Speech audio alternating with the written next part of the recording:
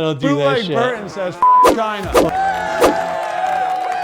Today we are here with Derek, Bootleg Tuning, right? That's it. And it's kind of a mess. I'm a little frazzled here because I thought I was texting the wrong person today, and I'm actually super glad it was Derek because I really want to talk to him about his story and talking a car game. I have to leave a lot of it up to you because I wasn't prepared. I was prepared for a guy coming on that builds motorcycles. That's okay.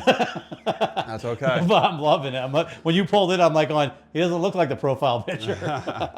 So yeah, tell us, how you got started and what, the whole 9 yards. So, my name's Derek. Yeah, man, I tune race cars. I've been doing it for a good bit of time, 10 or so years, I would say, professionally.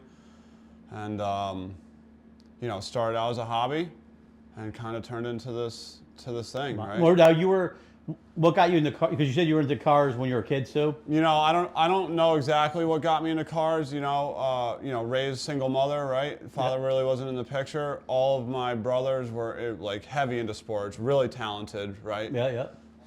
Fast forward now, they didn't go anywhere with their sports. Here I am, still playing with cars. Nice. Who's the loser now? You know what I mean? Winning. I was just kind of the black sheep, whatever, right? Yeah. And, got my first, I think it was a 86 Mustang, which is funny because I've got this big, 86 Mustang thing. But I got my first 86 Mustang when I was 15. It just kind of just started like that. Yeah, well, that's a good car to start with. That, I wish I appreciated it more. I guess that's the story with every, you know what I mean? I wish I had that car. It's funny because I hated Mustangs. My father worked in Chevy dealers, growing up.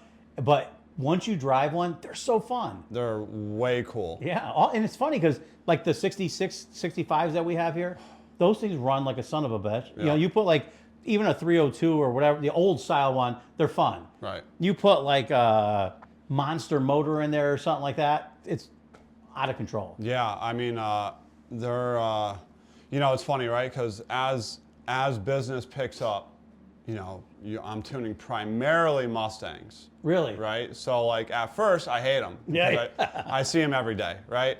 And then you see enough of them in all various stages of their life, where you're like, Mustangs are pretty cool when they're done right. And, now I love Mustangs. What do you think about the one that Ken Block had did there? That thing was pretty radical, right? What, the Unicorn or whatever? Yeah. Is that a Mustang? Yeah, the one, all-wheel drive. Yeah. I didn't even realize, so that must be a first-gen Mustang. No, that was a 60, it was a 64, 65. Yeah. Okay. Yeah. I mean, wide bodies. Yeah, that thing is sick. I don't know much about it. I know it's on Motec. I know it's, twin turbo. I think it runs on M5, which is pretty gnarly. Yeah. Right? Especially. Yeah, I want to say it was 2,500 horse. Something I don't know I don't know the specifics. I do remember when it first came out, I looked into it a little bit. I know it's got really small turbos for the amount of power it makes, which is really cool. Yeah. And it runs on Motec, and that's really cool. And it's on a crazy fuel, and that's really cool. And it seems like it performs very well. Well, they did that. I remember there was a video where he was racing some guy, a lot of the guys down south that race those donks. Yeah. They drag race them and stuff. It was the guy was well known, and they raced him. He launched that thing off the line, and there was nothing. That guy looked like he was going backwards. Yeah. I thought that was pretty cool. So, funny story about that. One of my best friends, Mac Brosnan, owns the Kimbo Slice GTR. Really? Oh, that's which cool. I don't know if this is still true, or maybe this isn't true at all. I think it's the only car that's ever beaten Ken Block's car. Really? Yeah. So I think it must have been fast as hell. It's really fast. And that was an LS one? Is that the one where they did an LS No, this is a true GTR. And at the time, so now it's a full-blown race car, turbo 400 and floater rear end and a real deal, 4-lane car. At the time, it was still a GR6, OEM transmission R35. Oh, wow. So it was an actual GTR at the time. Oh, wow. The argument could be made now that it's just a race car with a GTR engine. Yeah. That looks like a GTR. All stripped down. Yeah. Yeah, it's pretty far developed. Now, Mustangs are your thing. You like to do Mustangs. Is there specific motors everybody's doing, or it's all over the place? No, I mean I have a pretty broad range. I started out with imports, and I'll be reluctant to say that I started out with Hondas, essentially. After the Mustang thing really never took off for me when I was that young. And to be honest with you, it was probably Fast and the Furious. It was probably around that time, right? Yeah, that launched everything. That kind of launched everything. So me and my friend group got into Civics. That was a complete waste of time. Awful vehicles. It's a great moneymaker, though. Yeah, no, I break balls. A good friend of mine, Jamie Marsh, he's pretty far into them, and he's very smart and very talented. But generally speaking, I cannot stand those cars. Yeah. You know. But anyways, and then so then I got into turbo BMWs. And that was kind of really where things kind of took off. What can you get like a Beamer, like horsepower? So, I was in the scene, whatever, 8, 9, 10 years ago, right?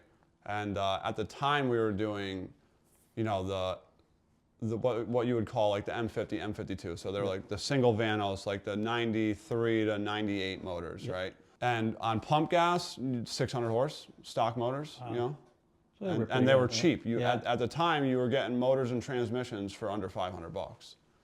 So, to make that kind of power for that little money was pretty. Well, it's weird because I see a lot of guys with BMWs that were doing LS swaps in them. So because I knew nothing about them, so I assumed that it was hard to get horsepower out of them or expensive or something. No. So, it's hard to go fast with them, right? Not because of the motors. The motors make great power. But, the chassis were never meant to go fast, right? They were just a good driving, good handling car, right? So the rear suspensions were not. It's kind of dog shit. Yeah, they were kind of dog shit. But speaking of LS BMWs, so I was into the turbo BMWs, like BMW motors for a long time. And then that morphed into, I had a E36 M3 that I LS swapped. And then it later became the first twin turbo LS swapped E36 ever. No shit. And it was a really cool car. Wow, that is really cool. Yeah. It's funny because obviously when we do a lot of pro touring and like muscle car stuff, and so you sit there and go, oh, it's an LS69 Camaro? That's rare. Yeah.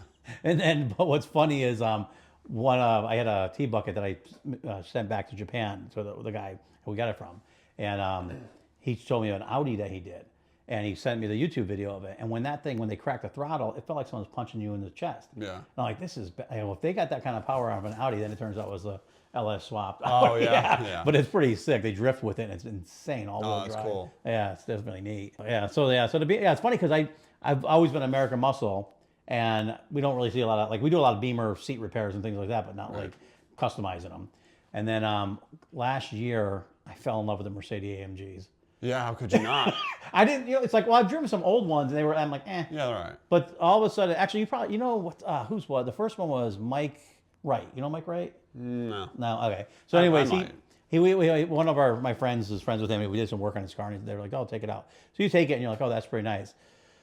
And he had it chipped and exhaust, I think. And that was it. And it was a monster. Yeah. It's probably like 9-second car, with just a chip and exhaust. Oh yeah, crazy, insane. So even to this day, I have a newer 750 BMW. Yep. Twin turbo V8, and with a tune only, it's fast. Yeah. Like all stock, literally 10-minute flash tune. I didn't even tune it. I just literally bought a boot mod tune for it. And it just rips. And it's it's fast. And they sound good as hell too. Yeah, mine's all stock. You don't even hear it, but it's insane. I was just telling somebody today. I was on the phone this morning with a customer of mine, and he's like, "Oh, I want to get something I could beat around." And he's got trucks for his daily drivers. He's got race cars too, but he's like, "I want something that I could kind of beat around, some 700 horsepower." And I'm like, "Get a German car." Yeah, right. I was like, "What are you crazy?" Yeah. Go get any Mercedes, BMW, even the newer Audis. Yeah.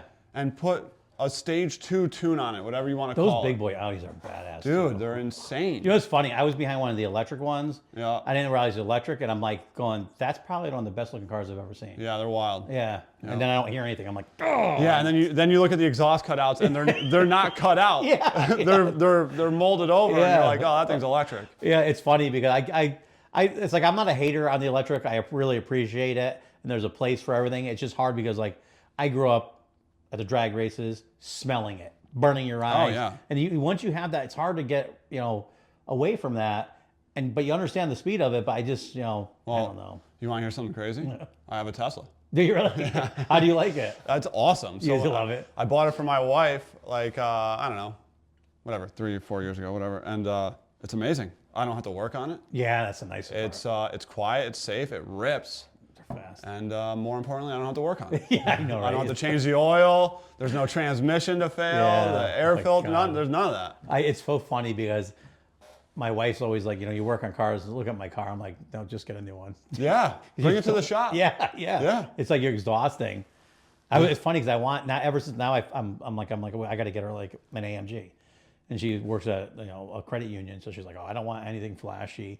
So she likes whatever the most popular Nissan, white Nissan. Yeah. It has to be that. But She doesn't want to draw attention. yeah, I get it. She likes it quiet. But I don't know. I'm getting one this summer. I don't care. Well, you can get some of those AMG cars that aren't flashy. Although I tell you what, the newer Aston Martins have that same motor, but it's punched out. Yeah. And because it's like some of the older Aston Martins you drive, and you're like, they're beautiful cars. They are my favorite car. But Really? yeah, I love them. I don't know why I love them. I like because they're not Lamborghini like douchey, Right. but they're not like, I don't know, old man-ish. I guess they are kind of old. They man. are very they old. are. And that's, I guess, Yeah, my they're kinda biggest British old problem with man-ish. it. They're too Yeah. old man. You know what's funny? I'm an old man. Yeah, I mean, so am I. It's but- funny because my buddy, we were joking one time, we were talking about motorcycles, and he's like, you remember when we were younger and you see the old guys on the baggers, and you're like, those aren't cool. He goes, but they are cool now. And I go, no, we're just the old guys. Yeah, you just morphed into the old Yeah. guys. But the other Aston Martins, I wasn't impressed with. But the new ones with that motor that's punched out, ridiculous. Yeah, I bet. I mean, because that car weighs a lot less. But man, yeah, I don't know. It is funny. I feel like an old man. But you know what's funny? If I drove a Civic Yeah. with 3,000 horsepower, You my look wife out, would yeah. divorce me. Yeah, 100%. Yeah. Actually, it's funny because I was big into mini trucks. Act your age. Yeah, exactly. So I had all these mini trucks, and I love them. I still love mini trucks. But my wife used to make comments, like, makes you feel like this big. Yeah, oh yeah. So I'm like, okay, we're doing full-size trucks. We're going to slam Dude, those now. My wife, so one of my turbo BMWs was, and this is inside baseball nerd shit, right? Yeah. So it was an 88, right? So an 87 is what they, I don't even know if I remember the names, but 87 came with different headlights and taillights and metal bumpers. And 89 came with plastic bumpers, and 88 was a split year. And mine was a very specific 88 color. It wasn't just, it was like a ice cube blue almost. It was like a light Rare skyish color, blue, right? And so we would go to gas, it was a very clean car, very nice car. And we would go to gas stations, and old guys would be like, man, this thing's pretty sweet. I used to have one, or whatever, right? And we'd get back in the car and be like, yeah, it's a pretty rare car. No big deal. Yep. And now the ongoing joke, this is 10 years later, she goes, oh yeah, it's pretty rare. Like she'll see one, she's like, oh yeah, there's your rare car. You know what I mean? I'm like, shut up, man. Yeah. It was rare. You know what I mean? It's you don't know yeah. anything. Yeah, it's they will point out anything you do wrong or you're wrong at Yeah. anything. Oh, it's good. And they'll remember it forever. They don't. She has to this day. If we saw an E30 drive down the road, she'd be like, "Oh yeah, pretty rare, huh?" Like, let it go, man. Yeah, that's funny. So now, so it's funny because you do a lot of Mustangs. I guess it's funny because you get typecast so easy, isn't it? Oh yeah. I don't do just Mustangs. I mean, it's just unfortunately, not unfortunately, but Mustangs are just the most. That's your common deal. I mean, it's the easiest car to go fast in. So you could bring a BMW too. I mean, anything. I get pretty selective, right, with what I work on at this point in the game, right? So, I mean, I primarily focus on drag racing, right? I mean, I've done a ton of road race Miatas. I've done, standing mile cars. I've done, rotaries and 2Js and all RBs and all sorts of stuff. But, like, my bread and butter, like, what you would know me for is drag racing. Yep. Right? And that's what I live and breathe, right? That's my whole existence on this earth. Well, that's when I first heard about you. It was before Dave, because actually Ryan. I think Ryan's your Mako rep too, right? Does Ryan come to you? Yeah. I mean, I don't buy any tools, right? Because I just use a laptop. Yeah. But I remember years ago he had told me about you. He spoke highly of you, and so that was always. I tuned his truck. Yeah. Oh, that's right. Yeah, that's Yeah, what. I Yeah, tuned that's his right. truck, The whole thing was yeah. So he always spoke really highly of you. And what's funny is I don't know a lot of guys over there. And there was one guy he really didn't like, and I always would get confused, so I never reach out because I'm like, I don't want you to be the guy. But then I was talking to him, he goes, no, Derek's a good dude. I'm like, oh, cool. Oh, that's funny. So yeah, I mean, Mustang, dude, whatever. I don't care. Camaros, it could be anything. Basically what I tell people, if it's fast, I'm into it. Nice. right? Like, I don't care how we get And there. are you working with like specific, like, because obviously you have people that you work with and you do handle the race cars. Yeah. So it's like specific, same people a lot. Yeah. I mean, so a lot of my business is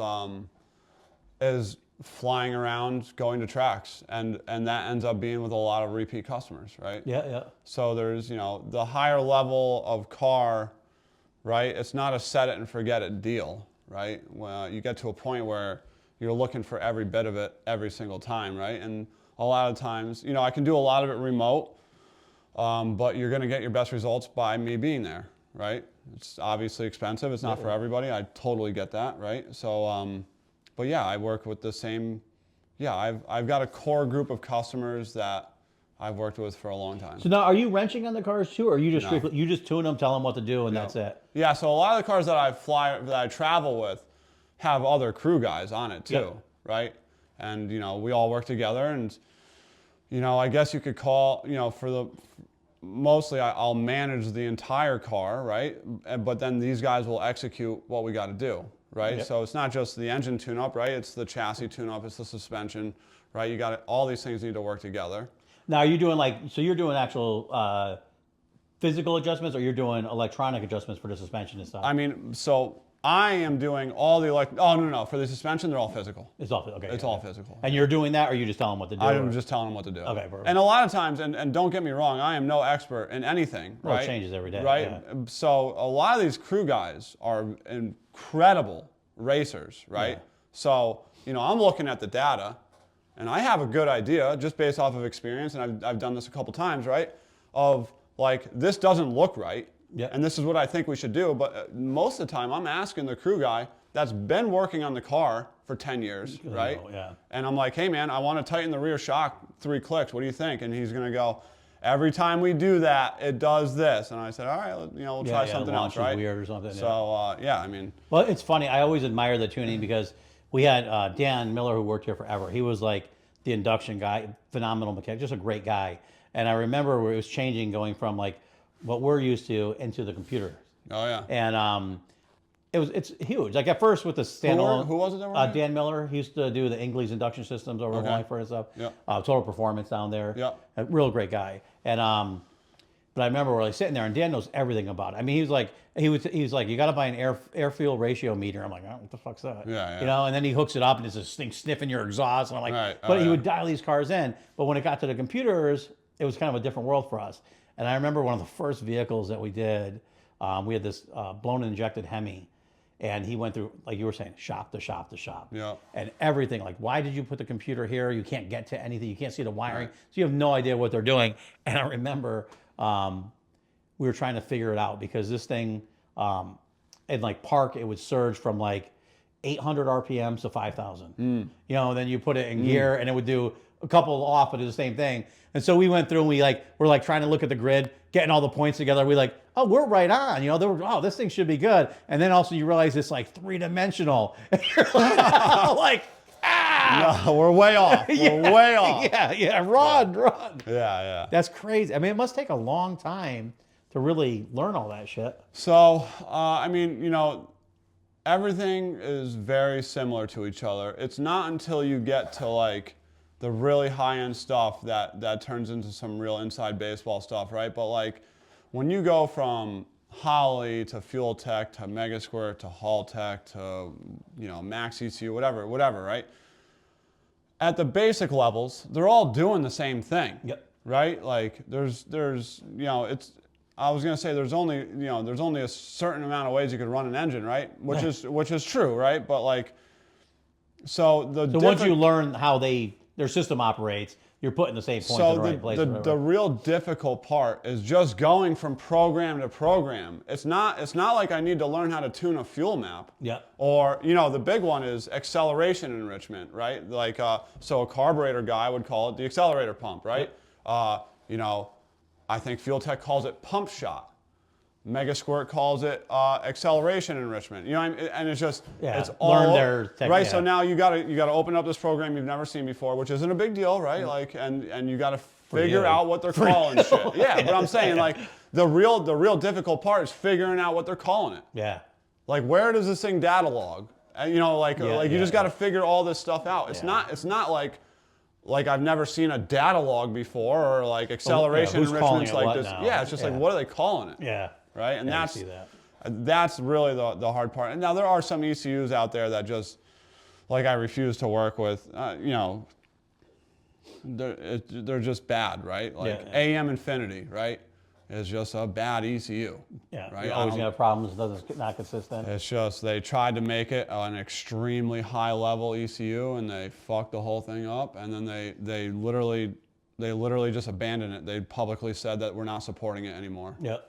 Because it's just going. Yeah. It So you know from experience if it comes and just walk away from it. Yeah, I just don't. You know, there are guys out there that love them, and they do perform well when you get them right. And you know, and same with stock ECUs. I don't do any stock ECUs for a couple different reasons, but there are guys out there that make entire livings off of stock ECUs.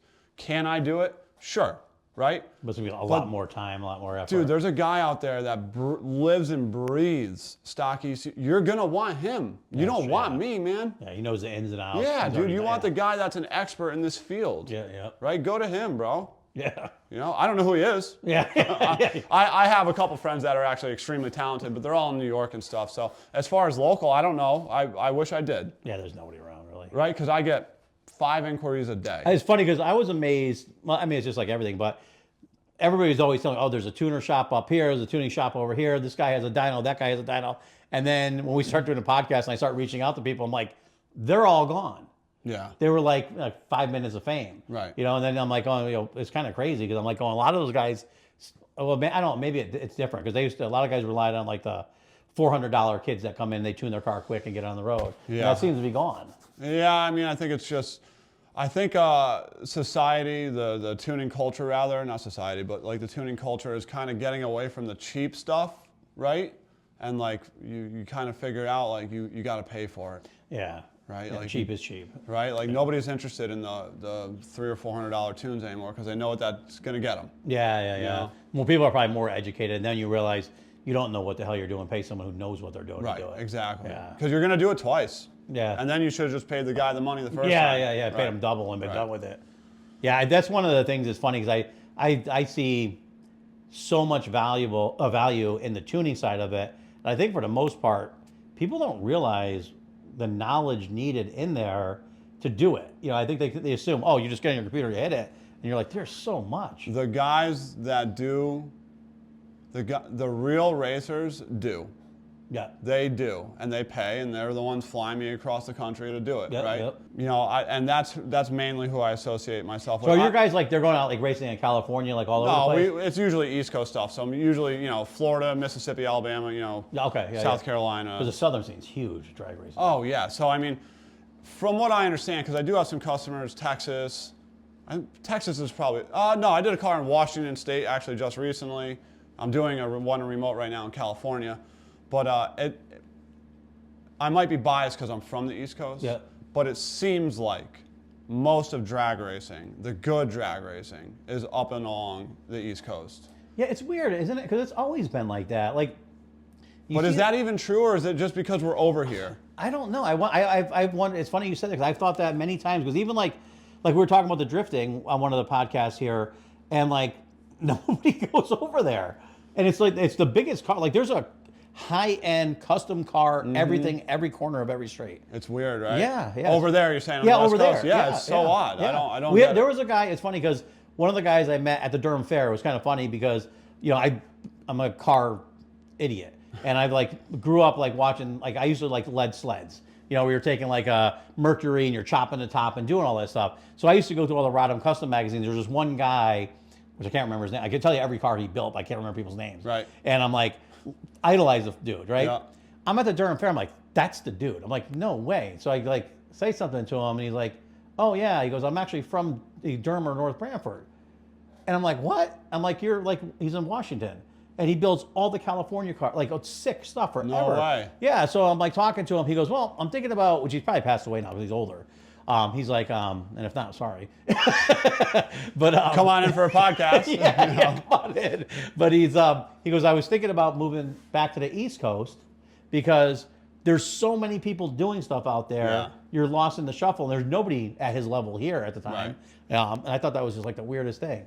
Well, you know what's even more weird than that, right? So, you know, as I was a teenager and coming up and doing all this stuff, right?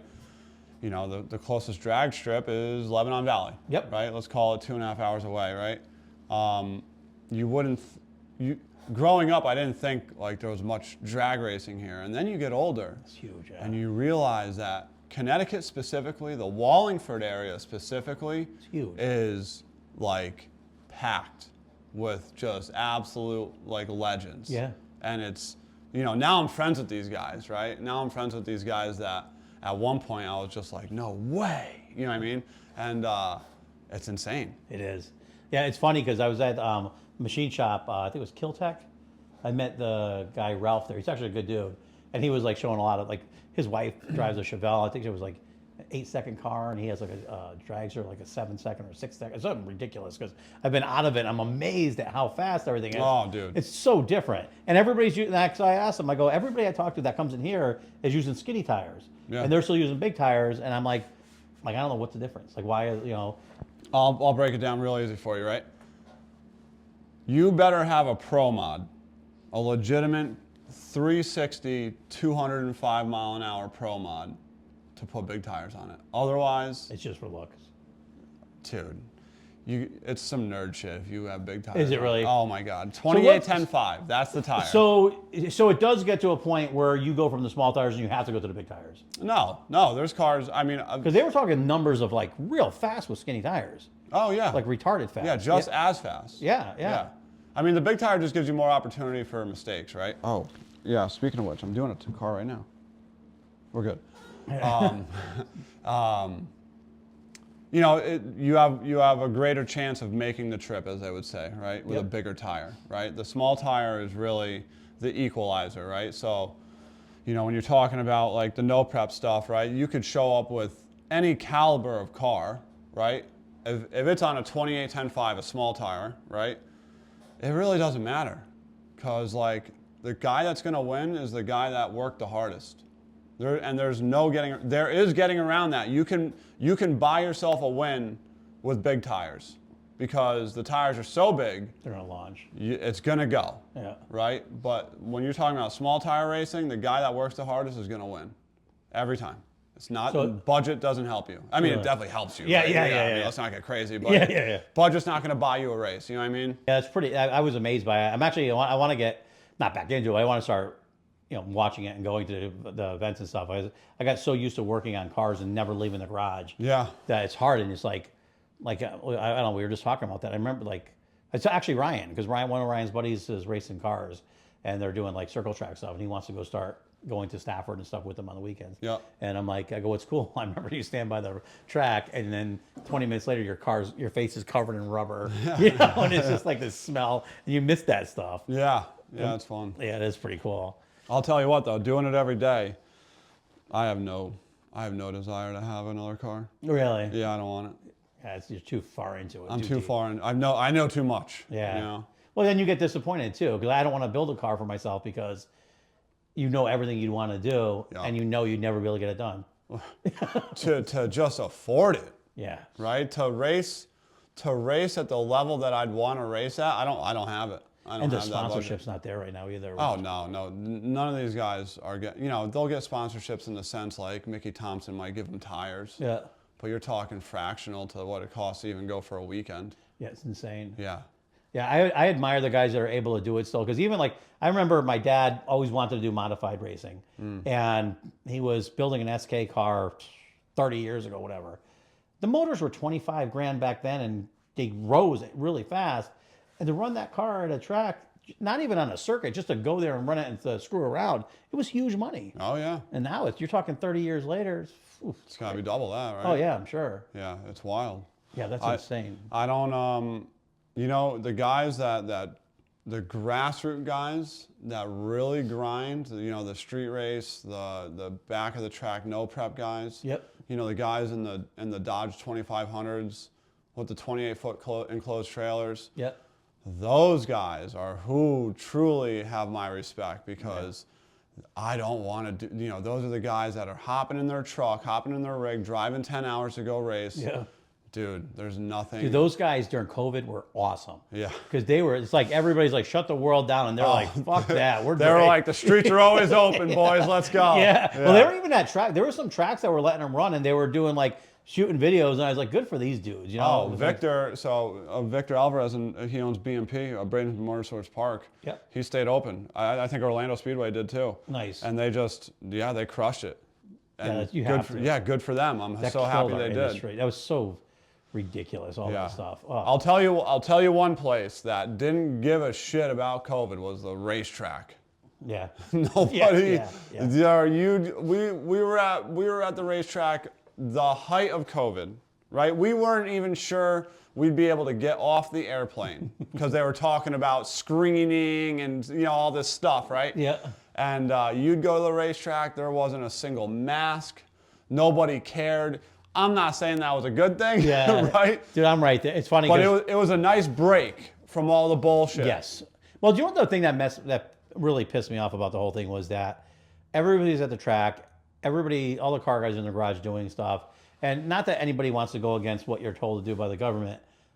None of those guys got COVID shots. None of them got booster shots, and none of them got. If they got sick, just got through it and got done, and it just wasn't a big deal in our community. Oh. Dude, we can go down some rabbit holes. Oh, buddy. I'll tell you this much. If you were to try to come out with a car or even a car part, and the amount of time that they came out with the COVID vaccine, oh my God. Yeah, it would break. There is 100% chance it wasn't gonna work. Yeah. And the government or whatever, these companies come out with this COVID, so this brand new virus and a brand new vaccine for it, all within 2 years, whatever, Not right? even, yeah. And you couldn't come to market with a toaster oven that quickly and it worked properly. And you want me to believe? Yeah, just stick it in your body. Just shoot it up. I know. Let's go. Yeah, okay. My wife worked at the credit union, and they were like, very pro-COVID vaccines and stuff like that. Sure. And they made them do it, and I was like, if you get sick. I mean, my wife works for Yale, right? So you have to. She was first in line. You have to, yeah. Reluctantly, and she didn't end up getting any boosters or whatever. And they're still doing them, dude. They're still doing. I'm like, and what's funny is I listened to that Joe Rogan podcast with Zuckerberg there, and when he had just came out and said everything that we thought was true. They were literally suppressing all the information. And they killed our industries and our economies and all this other stuff. Speaking of that Zuckerberg thing, because I'm literally actively listening to that podcast. Oh, are you? Okay. I want to like him. Yeah, I do too. But I don't know if I can forgive him for all the crazy censorship that happened. You know, the hard part I have, they did it. If I didn't know that happened and I just listened to this podcast, I'd be like, this dude's cool. Yeah. He's into MMA. Yeah. He invented Facebook. I like Facebook. You know what I mean? You know, it's far. You think about it like a business. Can you imagine all of a sudden your business has 20,000 employees and you have to be responsible for every idiot that works for you. Oh my God. And he's literally trying to go through and they're like, you made every decision possible. He's like, I wasn't the person that dealt with the government, but then like for me, like one of our customers is like, he goes, I'm not smart enough to run my own company at this point. Right. And I get it because you need people like lawyers and people that are in there and then you have to trust them. And then, but I agree that I'm sitting there watching the same thing going, this guy seemed like a good dude. Yeah.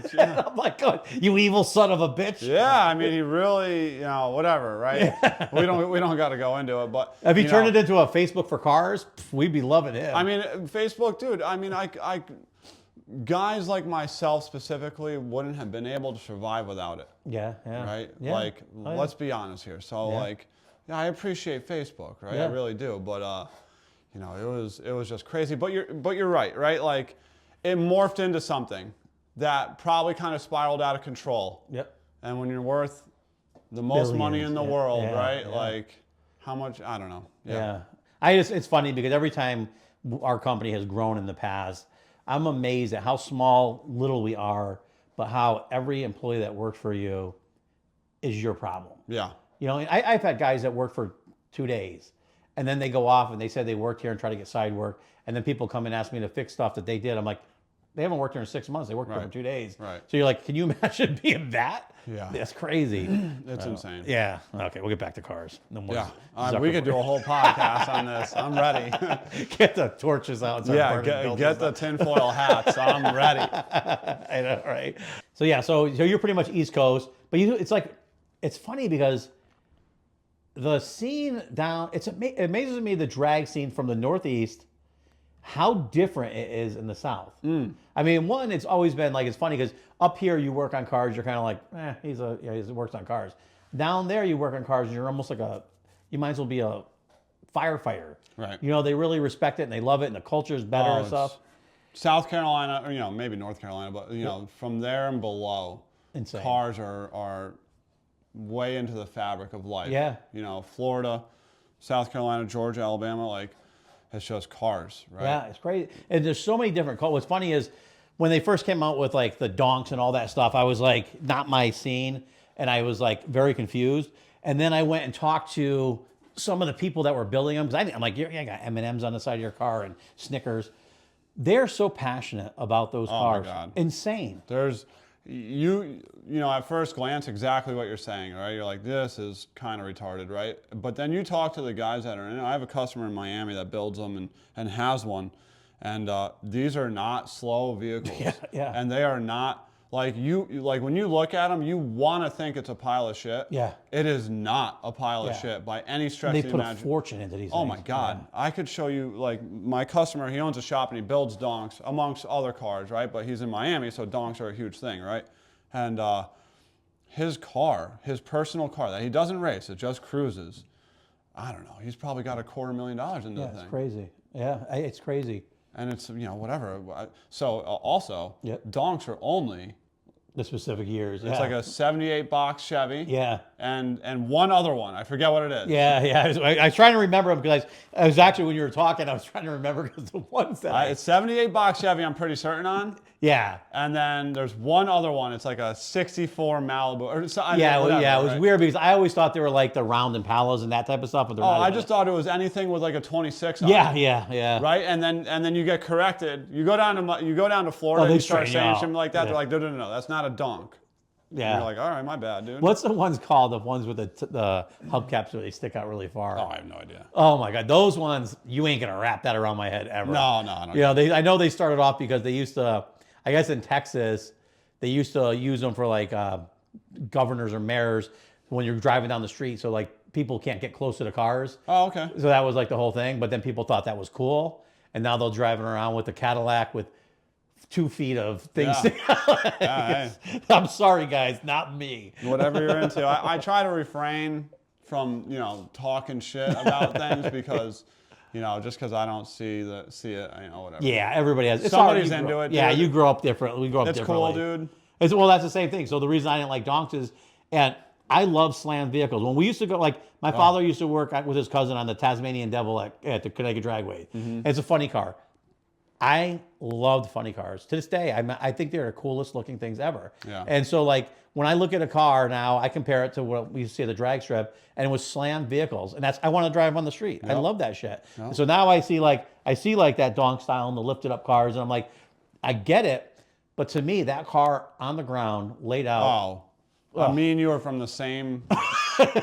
Dude, you get a 71, 70 Nova this far off the ground. Yeah. Unbelievable. All of them. Yeah. Get a '69 Camaro this far from the ground, dude. There's no better looking vehicle. Although, you know what's funny? As much as I liked everything laid out, when I look at the Mustang, like an '86 Mustang or Fox bodies and stuff, I don't like them on the ground. No. Yeah. They can be low. Yeah, low, but aggressive. But not on the ground. Yeah. I mean, you have to do it right? I'm talking race cars. Yeah, race. Yeah. Oh right, where the body is set further down. You know what I mean? You don't want to just lower the thing and it's got a massive camber like the Civics or something. Well, even it's funny because everybody in my generation is into the 2000-ish Camaro, Firebird, Trans Am stuff. I think those are big F-body guy. Yeah. Okay. See, I thought they were the ugliest thing on the ground. It looks like it's supposed to be a race car. You know what's another one that's even more mind-blowing? 3rd gen Camaros. Yeah. The generation before that. Yeah, that's the same thing. Dude, in stock form, those are the ugliest vehicles that were ever made. On the ground, it's a drag. Dude, it looks like a little funny car. You put bead locks on that thing and put it this far to the ground, it is the most unbelievable vehicle on the face of the earth. Yeah. There's this guy, Kenny Dangler, I think he's in Detroit, dude. He's got this like army green one, and it sits on it is unbelievable. It's a stunning car. And then you look and you're like, that's a third gen Camaro. That's not supposed to be cool. Yeah, you know what I mean? It's so confusing. Yeah. Motor wise, what do you prefer? Do you like the import stuff over to American stuff, or small block Fords. It is. You like that? That's my What thing. Coyotes are? Coyotes are sick. Yeah. Coyotes are They're just kind of big and wide. They're very wide. Yeah. They're very wide, very small. You know, they're only 302 inches, right? So 5 liters. So I mean, it's hard to justify that much room in an engine bay for only 300. Especially, it's hard because they make an awesome motor that you know is going to end up in Mustangs, and the Mustangs aren't really wide enough. I mean, I know. I've seen them stuffed in there and just a work of art, and go, man, I hope nothing breaks. I can't even imagine. So like the first gen, like the 64, 65, 66 Mustangs, like those strut towers are so narrow. Like, can a Coyote even physically fit in there? Yeah. Like they can? Dude, it's shoehorned in. Yeah, it's got to be nothing on each side, right? Nothing. Because every time I get them, they have strut front ends and all that's moved out. You know what I mean? Oh, yeah. If you cut the struts out and do it right, that's great. Yeah, I've seen them in stock, like they're putting them in just regular strut tower Mustangs. Yeah. And it is like, you can't slide a piece of paper in between there. All right, yeah, and you do got to notch it, and you got to do stuff. Okay. But once, if you're going to do like, change it, put like independent front suspension and a tubular and shit like that, then you're pretty good. But it's tight. Yeah, it's tight. Yeah, they're not wide cars. No, and we had a guy actually. We did an interior in a car, a shop in Connecticut. I won't say their name because the guy's an asshole. But they did a Beamer, and it was the longer wheelbase one, and they did an LS in it. Okay. And the guy, I will say that the guy, one of the partners that did that work, phenomenal. Yeah. I mean, stuffing that thing in there, the craftsmanship, the work he did was impeccable. And there's like, when you look up at the firewall, there's no room. I mean, there's nothing. So I mean, there's probably a lot of FU nights there, getting that thing in there. But well, I mean, that's how German cars are stock anyway. Yeah, they're made that way. They're insane. Yeah. So a lot of guys aren't doing the Coyote motors just because they're so wide too. Or? No, they're very common. They are. Okay, I do them every day of my life. And what were you pushing for horsepower on those things? I mean, 2,000 horsepower. No shit. That's radical. You see them a lot at like the 1,600 horsepower level. Yep. And then like the really gnarly ones will make like 2,000. The same customer with the Donk has one in Miami. It makes whatever 1,800 or so. Now reliable, drive it on the street type stuff, or you got to tune it down? Yeah, like stock camshafts. And just go. Like 700 RPM idles. Yeah, that's so awesome. They're probably the best motor ever made. Yeah. Right. Yeah. Like if you were to ask me, variable cam timing and they're super smooth and all good things, right? Monsters, 4 valves, right? They're sick, right? But they're expensive as hell to build. They're very complex. People got a handle on them now, right? They what you got to do as far as timing chains and certain guides and oil pump this and gears and all sorts of shit. So I think it's pretty far developed now. So they're pretty good. Well, it's funny because everybody I know that they would get them because it's a great motor and they just drop it in. But not a lot of people in the hot rod and muscle car industry were building them up. Yeah. Because they were just buying with a good reliable motor that had good torque and power. Yeah, they're great. Yeah. Yeah, so now, I mean, there's companies out there that specialize in them, so like it's pretty easy to make, 1,500 horsepower. Yeah. But the thing is like, you probably won't ever see too many of them competitively race because they're almost unserviceable, right? Really? Like that whole front timing chain cover, like basically to access anything has to come off, and it's all RTV'd. You can't really do that at the racetrack. Yeah. So like, a lot of these cars, a lot of these big block, small block cars, there might be better options that make more horsepower or whatever, right? But like, dude, we could put pistons in this motor today at the racetrack. Yeah. You know what I mean? Whereas a Coyote, you're done. Dude, I couldn't even begin if it needs anything at all beyond like, I don't even know, spark plugs. Like the motor has to come out. Yeah, that's insane. Yeah, that's not you're not doing it at the track. Right. You ever watch the Nelson racing guys? No. I fucking love their shit. Why, do they have a YouTube channel or something? Yeah. So Nelson, like the guys who make the symmetrical turbos? Yeah. Oh, really? Yeah. It's funny because when YouTube first was getting out, he was one of the first guys. He did. This is what it's like to drive a 2,000 horsepower Nova on the street. Yeah, awful. And well, it was just. The video was radical because it was a shitty camera, and they're like, and it's like you're just like you feel like it. And ever since then, now I see it, and because I guess for a while he went away and he was designing for GM or something like that, or I don't know if he was doing it through his business. I don't know them. I just know when their motors come up, they look like aliens, and they're just bad as shit. They look cool as hell. Yeah. I love those guys. I think they're obviously GM guys or something. I think. What's that? I think they're GM guys, right? What's GM? GM. Oh, Motors, yeah. I mean, I don't know, to be honest with you. I think most of their stuff, is big block, LS. Yeah, but which everybody jumped on. I think they do a lot of boat stuff too, right? I don't know. The only thing that pops up on my feed all the time is their motors, and the twin turbo setups they do, and the intakes are just beautiful. Sick. Yeah, they're beautiful. Yeah, it's really neat stuff. I've never even seen one in person, to be honest with you. Me neither. Yeah, it's funny how I laugh about that because some of the people like you probably admire, I admire in our industry. You follow, no one's ever even heard of them. You know, what, like outside of our world? Yeah, it's crazy. Oh, dude, like these guys, I have this one friend, Jamie Miller, right? Like, this guy is a fucking legend, right? This guy is a dying breed.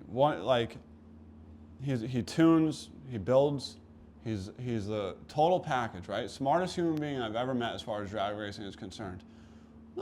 Outside of drag racing, dude, he's just a normal dude. Yeah. If he walks into my shop, I don't care who is in my shop. They're like, dude, that's Jamie Miller. Yeah. And I'm like, yeah, that's my boy Jamie. You know what I mean? But then, my wife just knows him as Jamie. You know what I mean? It's just Jamie, dude. Yeah, it's so funny how it's funny. There was this guy, Billy Streeter, motorcycle painter from Connecticut. Phenomenal. And I would hear all the stories growing up, and I see his work, and you're like, this guy's amazing, Legend. Legend, yeah, absolute legend. And he's right here in Connecticut. And so I'm like, I went to do a motorcycle show, and he was there. And I go, I got to go meet this guy, Awesome dude. I visualize him like you. Like a skinnier guy, skinnier fingers, right? Yeah. You're doing airbrush work, you figure like that. Yeah. The dude has like kielbasa fingers. Sausage peppers, dude. I'm like, how is this dude airbrush? And he's phenomenal. Yeah. Holy cow, phenomenal. And it's funny, you sit there, you visualize these people and you think, and then same thing. He's just a normal guy, just a good dude. Jamie specifically, right? So as I start to figure out this is what I want to do in my life, Jamie he was already doing it, right? He's older than me, right? And he's already a legend. He's very good at what he does. And as I figure out this is what I want to do for my life, I'm like, dude, I want to essentially do what Jamie does, right? I didn't know him. I never met him, right?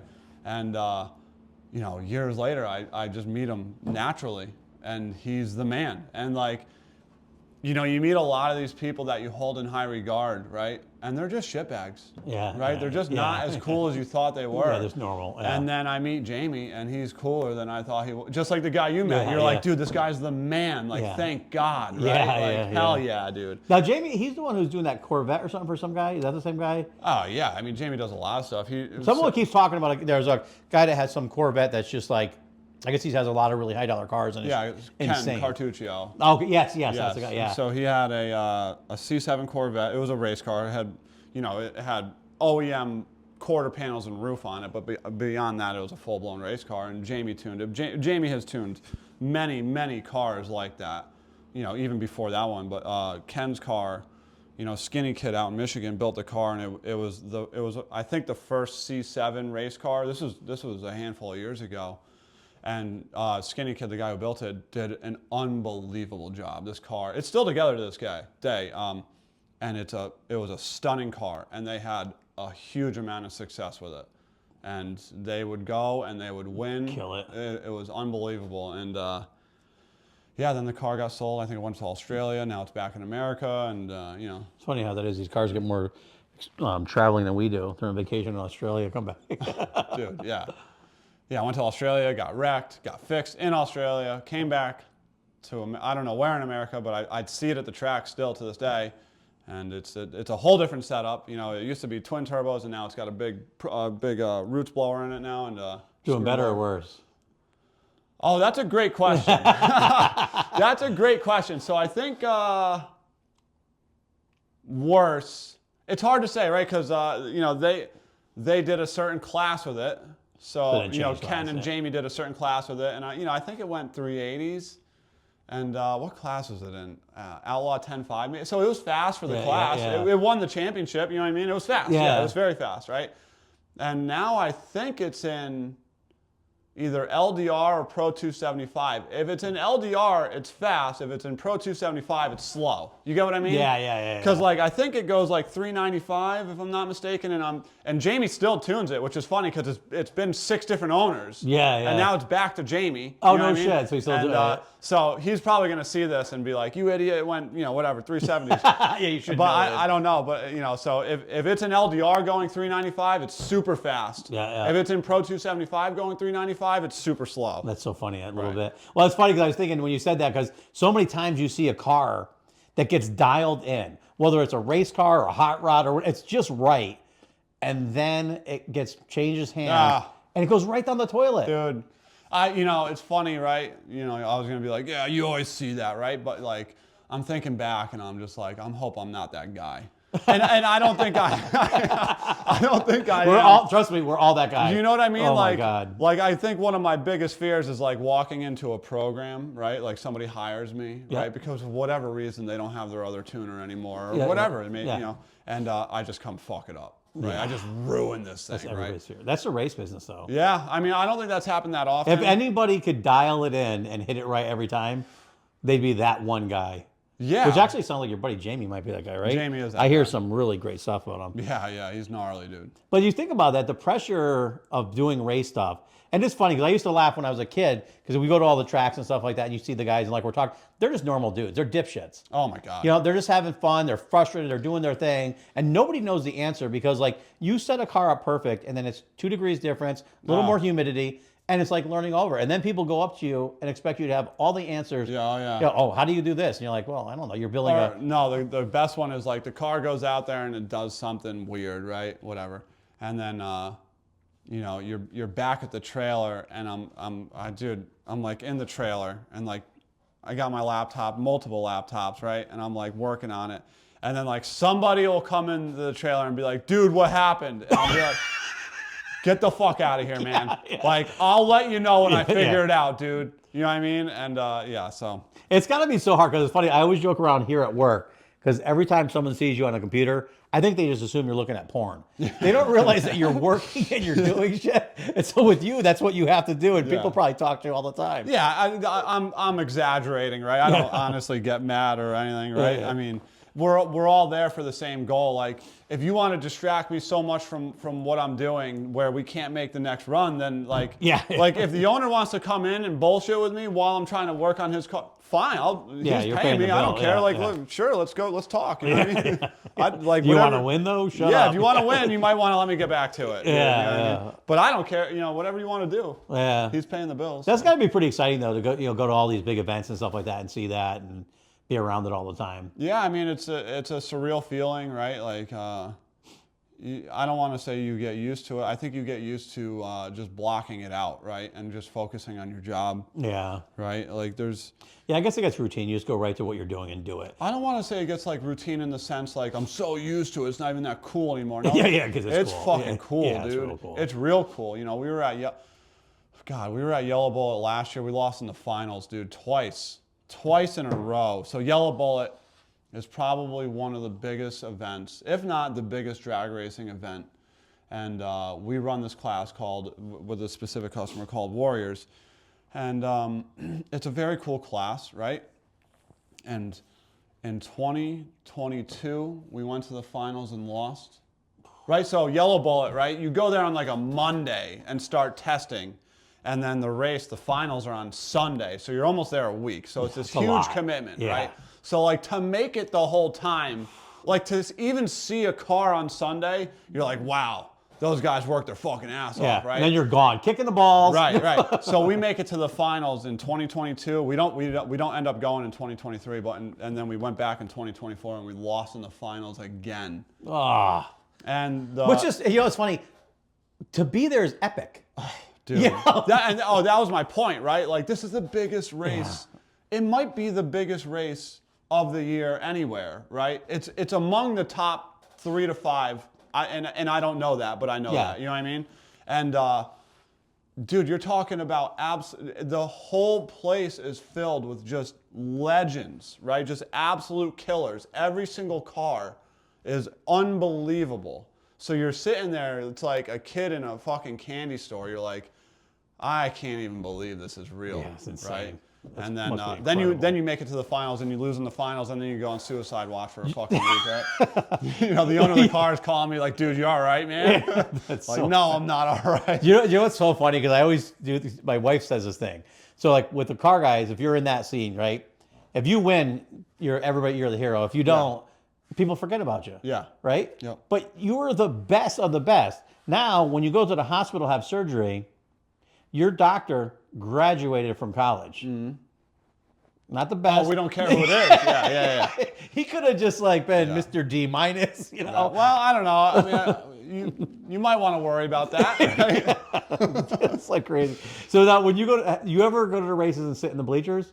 No. Can you? No. It's ruined for me. Right. No. To be honest with you, the last race I was at, we fucked the car up so badly that we blew up literally every piece of machinery we had.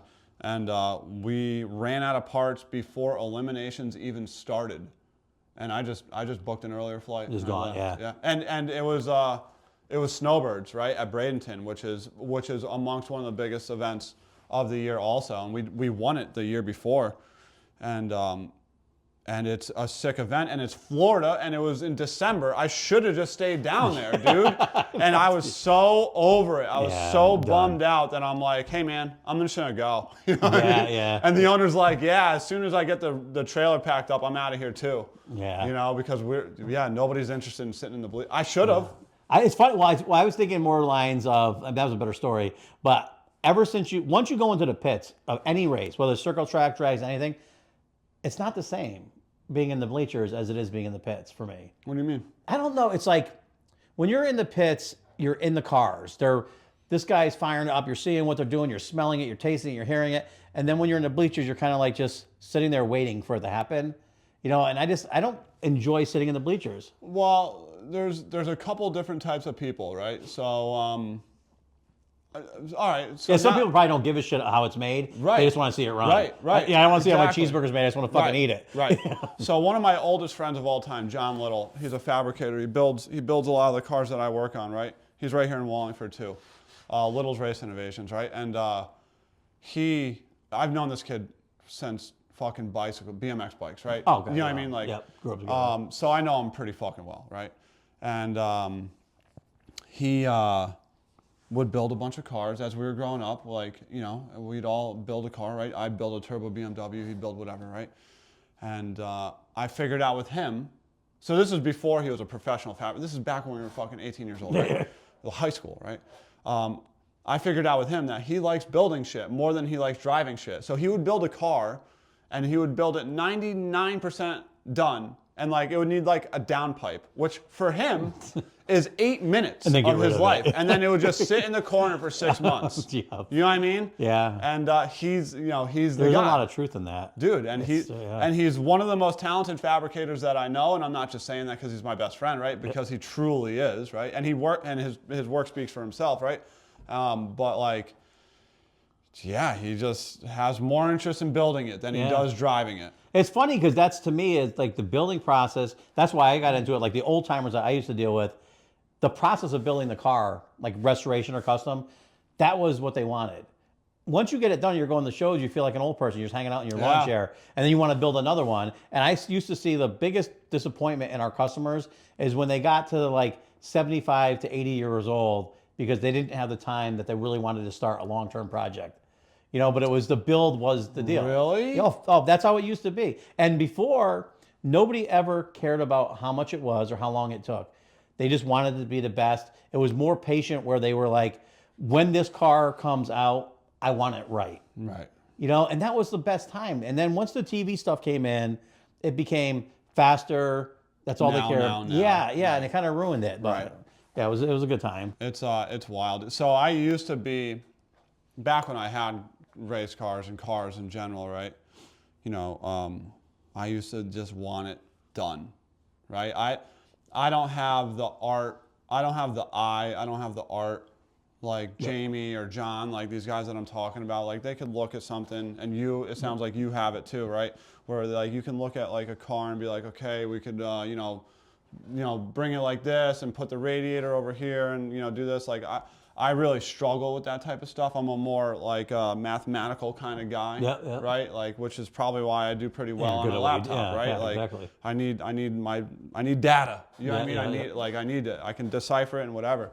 So I never really truly enjoyed the build process. And if it wasn't for my close friends like John and Noah, right, to like really like, they're the only reasons I ever had nice shit. Yep. Right? Because I'd MIG weld my downpipe together, and then John would come over and he'd be like, dog shit. We're not doing that. Give me that thing. And he'd cut it apart and TIG it, you know what I mean? And like, because that's how he is, right? He loves it. Yeah. But I'm just like, give me the MIG welder, give me some mild steel. Yeah, get it done. We'll go racing tonight. And he's just like, no, we're not doing that. And I'm like, well, I think, what's funny is that, like we were talking about how there's not a lot of people getting into doing the work. I think a lot of it is because nobody's born awesome at doing that. Yeah. You do it and you learn, and it takes a long time. You're 100% correct. Yeah, and the problem that I see is people don't see the value in apprenticeship. Like, somebody should be over at either of your buddy shops, begging them to work and learn, and I'll clean the toilets. I'll do whatever it takes. Right. I'll be loyal to you. Just teach me, because they don't understand that it takes a long time. You don't walk up to a car and just say, okay, like we were talking about that Nova, this is where the control arms have to be. Right. There's, you put the control arms on and then you drop the motor on and find out it's in the wrong place. So there's all that stuff, but that doesn't, like, nobody just knows it. No. You have to, you screwed up a lot. Dude, I mean, there's fabricators, right? And then there's like welders, right? Yeah. Like there's guys that can put cars together, right? That you can get the steering shaft out of without taking the header out, right? Like, oh yeah. And then there's guys that could build a sick header, but it's probably not going to fucking fit. Yeah. You know what I mean? Yeah, well, that's hard. It's like the weld porn guys. Some of those guys will put those butterfly TIG welds and amazing. Yeah. Incredible talent. Yeah. Don't get me wrong. Totally useless. Right. Yeah. But it looks incredible, and I can't do it. 8-to-1 exhaust. Like, dude, where are you putting that, bro? Like that, what are you gonna fucking put that on an engine stand? Yeah. Like those, it's funny because you think about that, like the Camaros and stuff like that, like the 2000s. You think about, there's no place to put the exhaust anyways. You're like screwed. God, no. If both your buddies come up, I hear those names a lot. I got to meet them some point because they sound like, everybody speaks highly of them. Like, really know their shit. They're legends. It's funny because we've like created this, I don't know, we're all friends. It's a wild life we live, right? Like, it's funny because with the race stuff, it seems like there's a lot of the camaraderie now. There was a guy I talked to. It's funny because it's funny. I was at Trackside Deli right in town here. We get breakfast, and there was a guy in there, and he said something about cars. We were talking. Then it turns out he works for a shop. I'm gonna butcher this. I think it was Mark Markow, which I think passed away. Someone said up in New Britain, and he was working with that guy. That guy was building chassis and cars. But then he did like some electrical work for him, and then this guy did some of the, and like everybody works together, and it's just a kind of a cool thing because you get your niche. It's a very small community, right? And like I said, I don't know, it's not a very small community. It really isn't. No, it's huge, right? It's fucking huge, right? And especially for Connecticut, it's what's small? The good guys. The good guy, and that's where I was going. That's like 0.5%, yeah. Right. Like, Connecticut has a lot of talent in it, which is insane. I keep harping on that, I know, right? But it's like it's a pretty unique situation considering we're nowhere near anything cool at all. Yeah. Right? And we have just like this abundance of talent, and like, thank God, like me and my friends, like my group, my circle is just killers. They're just fucking animals, dude. These are like the best human beings that you want on your side by any stretch of the imagination. Yep. Right? And it's just, I don't know how it happened like that, but it did. Yeah, cherish it. Yeah. That's a rarity. Oh, I do. Every day. Every time I get a phone call from one of these guys or see, or I'm able to call them and pick, dude, just having the resources like that is so valuable. It's unbelievable. Oh, yeah. It's funny. There's some guys in Connecticut that people don't know about. There's one guy, I got to remember his name. He bought a set of my bomber seats for the hot rods that we make, and he's right in like Bristol. I went to his shop. I have to like try to remember it. He has like this him and his son have this really cool, I think it was like a job shop. The equipment they had is incredible, right? And then he brings me in the back and he's building this car from scratch, this hot rod. I think it was a belly pan race car. all from scratch. The metal fabrication, sheet metal, chassis work, everything, beyond insane. Dude. Just beyond insane. I can't even wrap my head around where to begin. Yeah.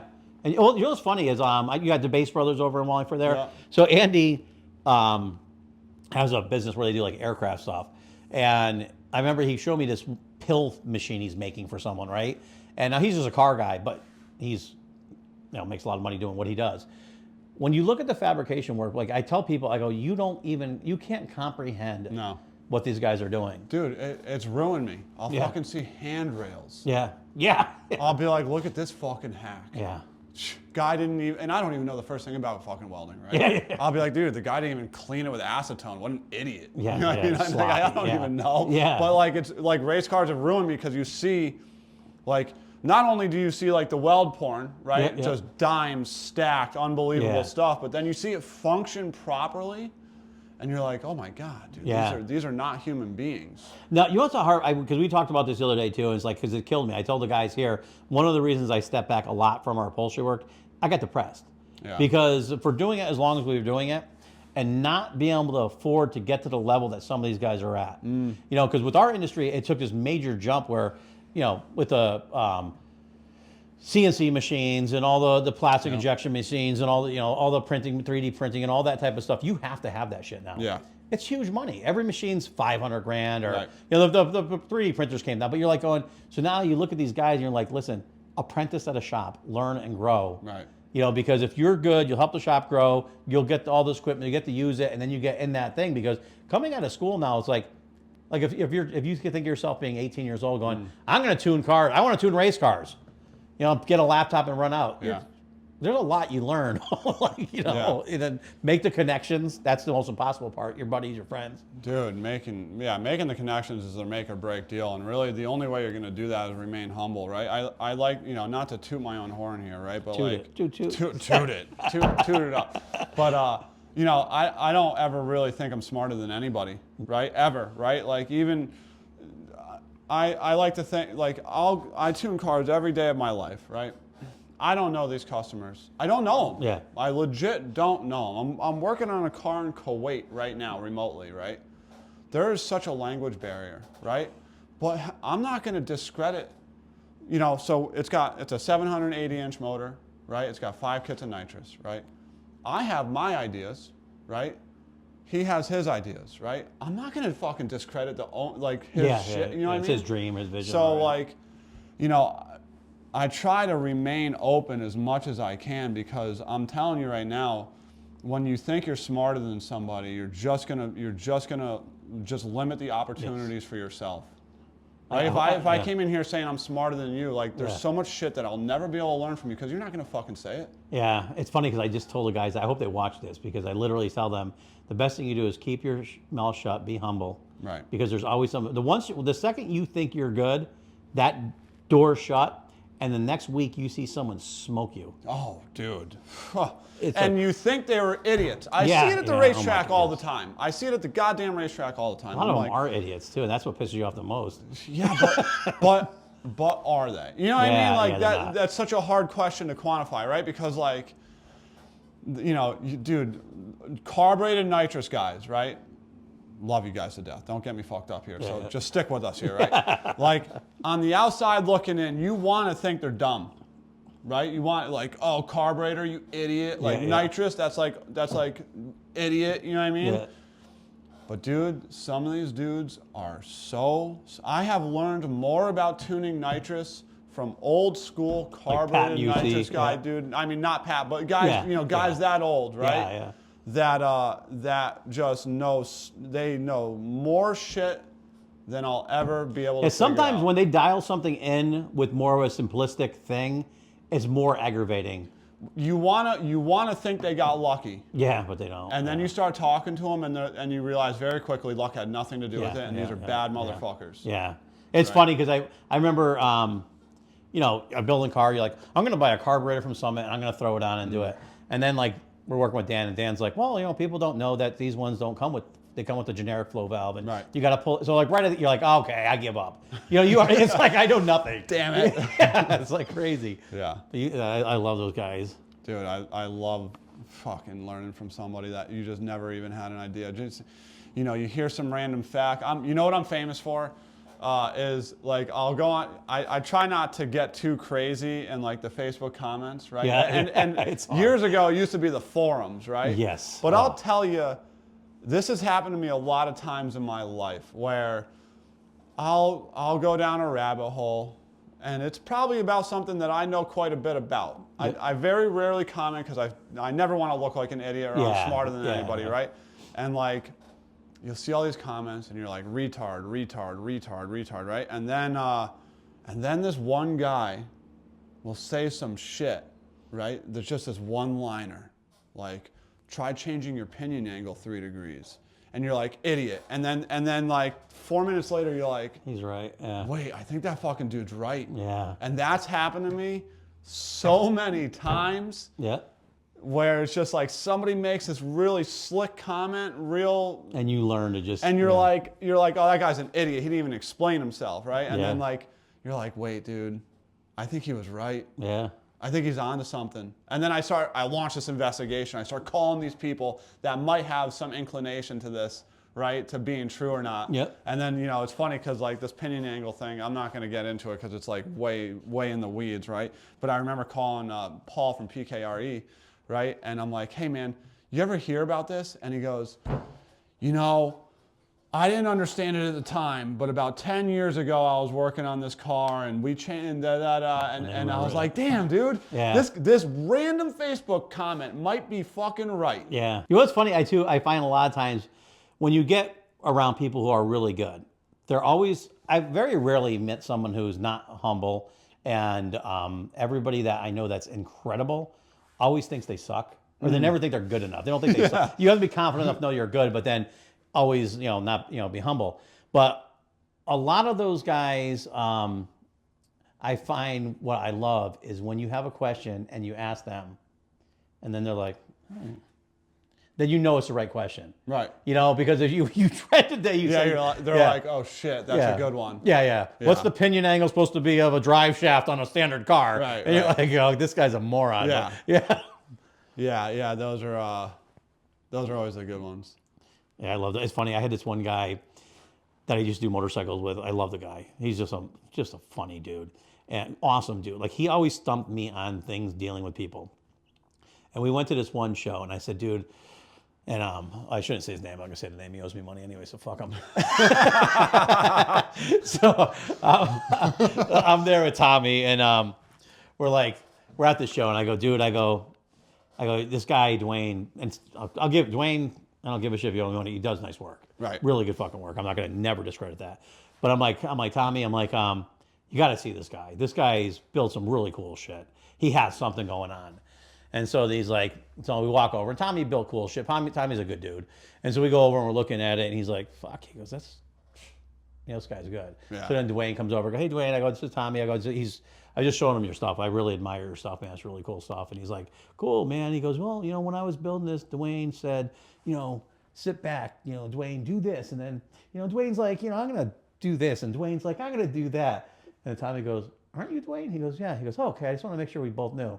Because he talks in the third person. He talks in the third person? Yeah. That's weird, dude. I never really saw it until that point. I was like, holy cow. That's weird. It was. But what was funny is the way Tommy handles it, and he does this with everything in life, is he goes, dude, that is awesome. He goes, I just want you to know that I'm going to copy that on my bike. But I want you to know that I'm doing it because you built it, and it's insane. Yeah. I'm not trying to steal your credit, but he goes, that's the coolest shit I've ever seen. And I go, that's the way it should be. Like I said, because instead of just copying someone's shit, just go up and say, dude, you're fucking awesome. Dude, it's so funny you bring that up, right? Because I don't know, it's probably always been like this, right? In the car scene where we're too cool to tell somebody, right? Yeah. And I remember this kid, Bobby Rainville, right? I'm still friends with him to this day. I haven't talked to him in years, but he's cool.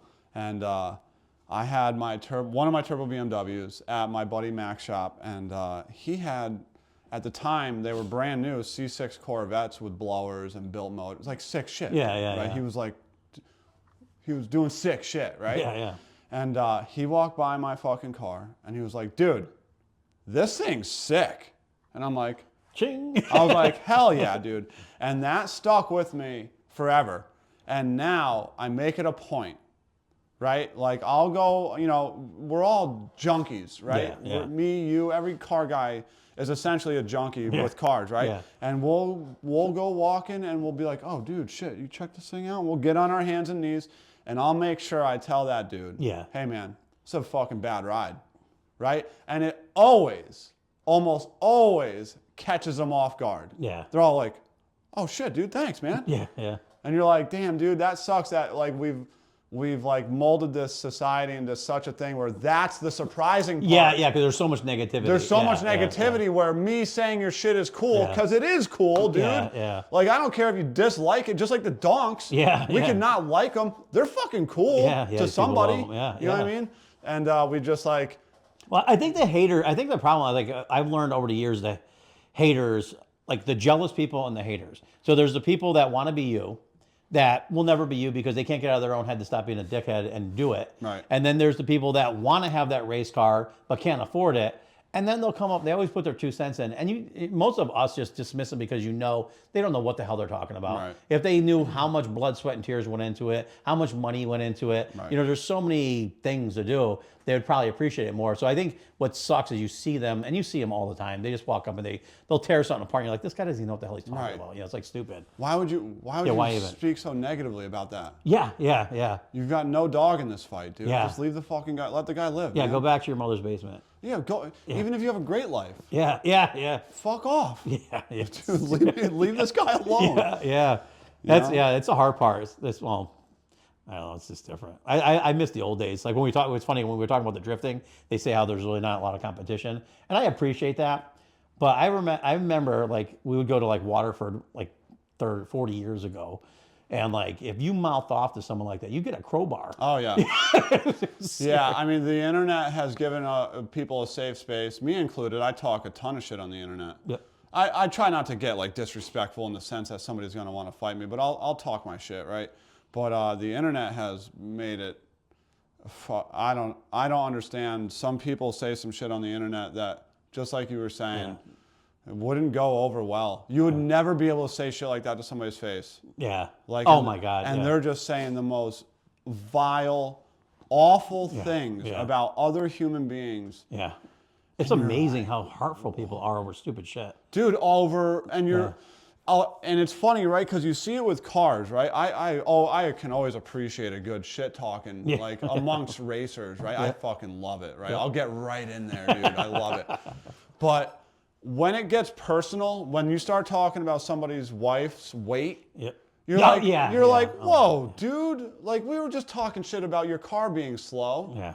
Now you're talking about this dude's kids and wife. Yeah. So now you're like, what world are you living in, bro? You're gonna get shot. Yeah. Somebody, it's one over. They do go over so much. I don't even get that. It's when you said the forums, it just brings back horribleness for me. Oh, really? Because, dude, it's like that's all it was. Is like I would go on. I feel like it's the other way around. I feel like Facebook's worse. Really? Yeah. See, I don't know. See, the forums, when I go on it, I just learned quickly that 99.9% of the people on there were people that had no business being on there.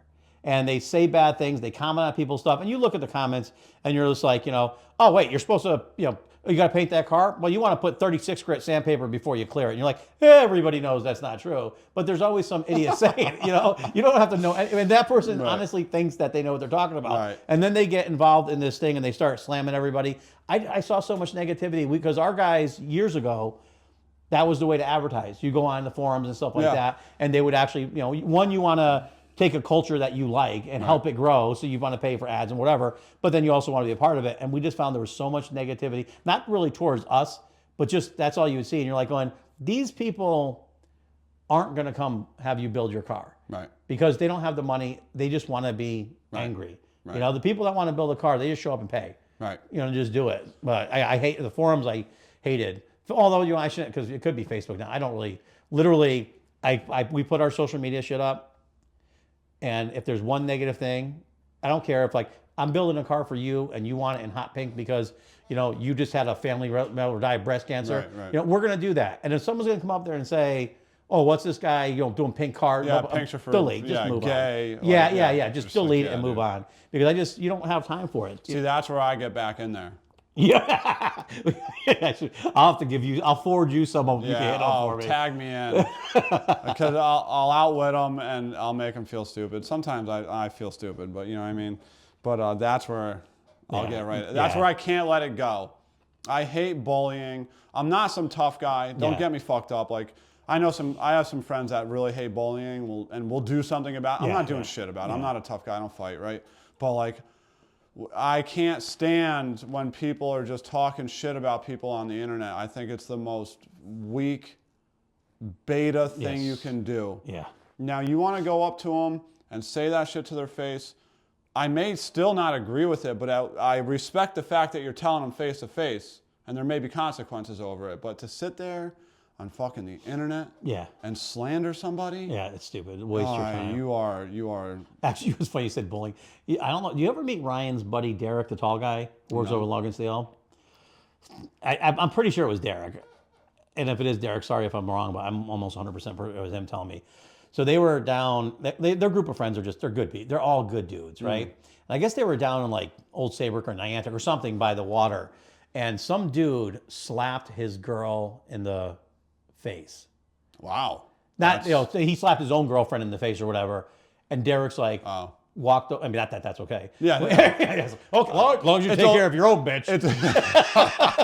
I told her. I warned her. I fucking warned her, dude. But I think it was Derek, and he went up and he grabbed the guy by the throat and the crotch and picked him up and threw him over the causeway into the ocean. Oh, sick. I love that. That was just like awesome. Yeah, that's really cool. Yeah. I wish I were that cool. Yeah. You know what I mean? Like superhero shit. I wish I was that cool. I'll never be that cool. Yeah, me neither. But I just love that. I love being around people. I might say some shit if I'm with some bad dudes. I might say some shit and let them fuck them up. You know what I mean? You know what I mean? It's funny. You know what's funny?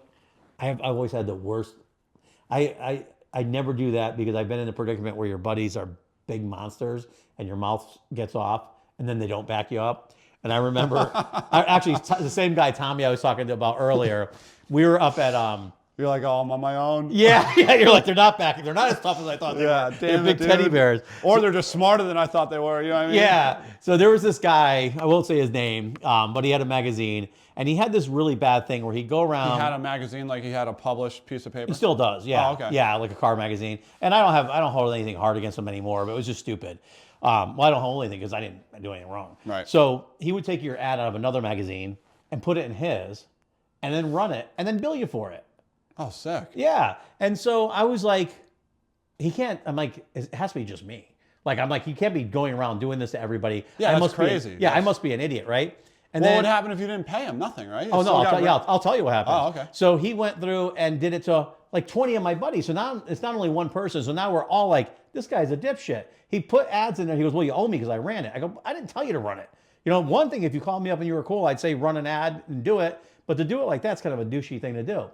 So anyway, everywhere you go, this guy would be, and he would send me bills all the time. And I'm just like, F you, I'm not paying this guy. Right. You know, I never reached out to you to do this. Yeah. It was just stupid. It was just a principle thing. And so it was escalating because he was going around and he talked shit about people. And he would talk shit about, I hear him talk shit about my friends who I know it's the same situation. They didn't advertise with him. He just did it. And so we were up at this one show. Actually, there's a bunch of shit that happened. That show was awesome. But we're walking over as a motorcycle show and Tommy's with me. And so I go, and I'm like pretty chill. Like I don't like fighting or anything like that stuff. And I was like, I'm done. This guy's like, he's like, hey, how about we just split it in half and you pay me? And I'm like, how about I just split you in half? Right. And I was going to jump across his magazines and kill him. And I thought Tommy was gone. he found some bike he's looking at or some shit. Yeah. But it was like funny. Oh, that bike show was the funniest thing ever because, it was back then you didn't see a lot of like gay men. You never saw gay men at motorcycle shows. It just wasn't like a common thing, you know? And I believe you. I don't know. Yeah. Not my scene. Yeah.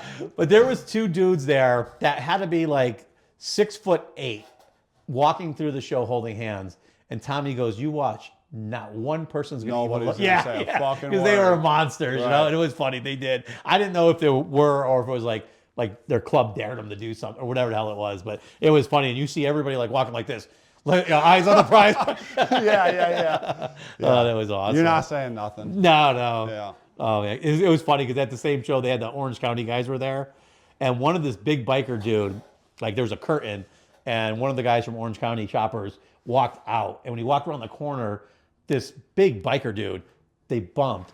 And he goes and, that's me. Oh, it's you? Yeah, he goes and loses it. Melts like a little girl, like seeing like their hero. He's oh my God. I've never seen anything like that. I'm like, this guy's like, oh, I can't believe he just touched my shoulder. And I'm like, I'm waiting for the punchline. And the dude was like serious. Like he was like, so like starred. Hey, shocked. man, you got to respect it. Yeah, it was. It was hilarious though. I could never act like that. You know what I mean? No, you got to my respect God. that. Yeah. Good for him. It was funny. I have one story where just this past year at Yellow Bullet.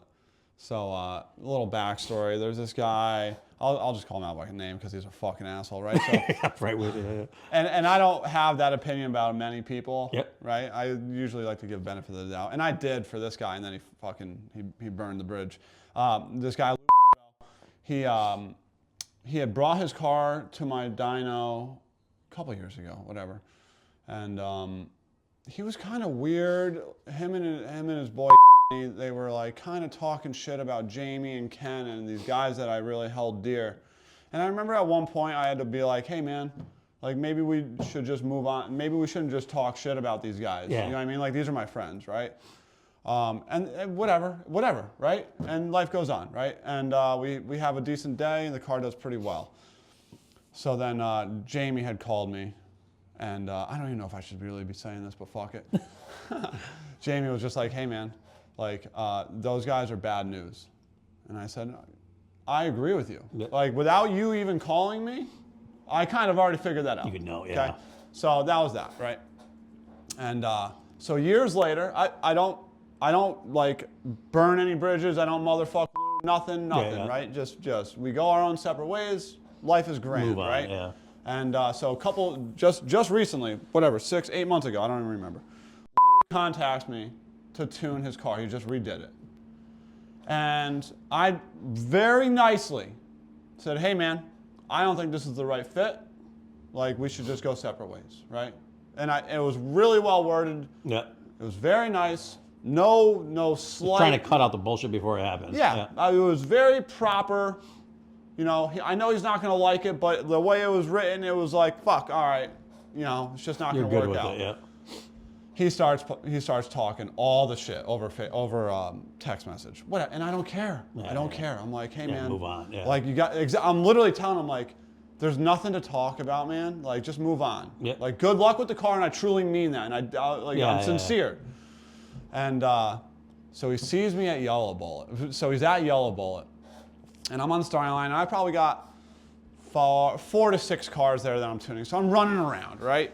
And I'm in the staging lanes and there's cars racing, so it's really loud. And he comes up to me and I said, hey, how's it going, right? And he immediately starts talking crazy shit, like aggressive, right?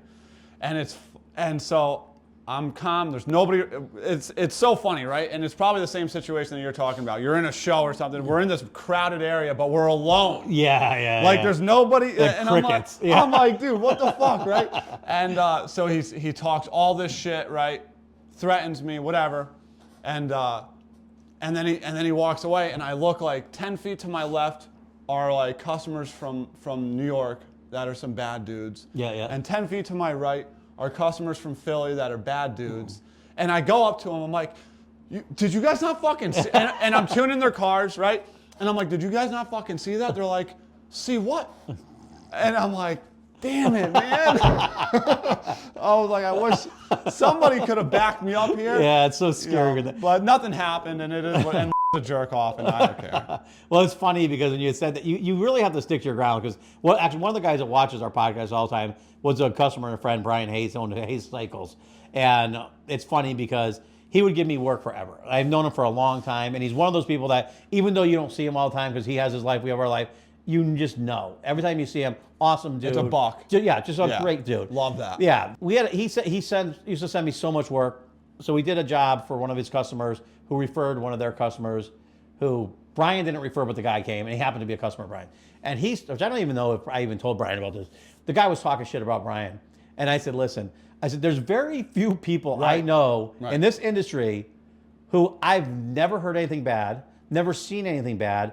And I honestly, if you put a gun to my head, best dude you'd ever know. Right. I said, so you know what? It's probably best that we don't do business like you said. Yeah, it's no just hard not going to work. Yeah, it's just yeah. not going to work. If it didn't work between Brian, who I know is like the best. There's like 3 guys in this state that I honestly say are the best motorcycle techs. Right. And he's one of them. Right. And I've since I started this when I was 17 years old, and he's one of the 3 guys that I would recommend right to this day. Still to this day. Right. Yeah. And so so if they're sitting around saying that he doesn't know what he's talking about, the issue is not Brian. Yeah. Okay. It's him. Got it. Because you think about it, in your career, there's 1,000 people you would say they're great people, but you can't recommend it because if everybody comes in and says, "Oh, every time I go to this guy, the wheel falls off." Right. Once you hear it 5 or 6 times, you're like, you know what? I'm not going to be the one to. Actually, I had it's another bike thing. I told the guy because chrome plating in our business is like the nemesis. You can't get it. No one wants to do it. It's like, oh really? Oh, it's a nightmare. There's nobody here that does it. Chrome plating is the hard part. Impossible. You got to send it to. There's one guy in Hartford who's usually really busy. The guy in Meriden, I think, only does small stuff. So you got to send it to California. Why don't you start chrome plating shit? Because it's like the EPA stuff, and it's bad. It's like really bad, and that's the reason why they're doing it. But what was funny is like everybody always would say, "Who do you recommend?" I'm like, nobody. So I think it was Rob at Speed Demon Cycles. Yeah, because it was his neighbor in his old shop recommended. I think it was Jamal. His name was. And this guy was awesome. He was doing chroming. I sent a guy there. He goes, "Yo, your boy hooked me up. Great job. Incredible." And I'm like, "Oh, cool. Like, awesome. Yeah." And then Jamal sending me badass motorcycles to do seats on and stuff. Yeah. Like, just sick stuff. And every single person I sent there was like, man, where's this guy been my whole life? Exactly. Yeah. Good prices, good dude, good service, all this other stuff. Love it. And then one day I get, "Yo, what's up with your boy?" I'm like, "What?" Then I get 300. "Yo, what's up with your boy?" Oh, what happened? He vanished. Oh, like overnight. Like I have to ask Rob if he ever surfaced again because he was like, he vanished. He might be dead. Yeah.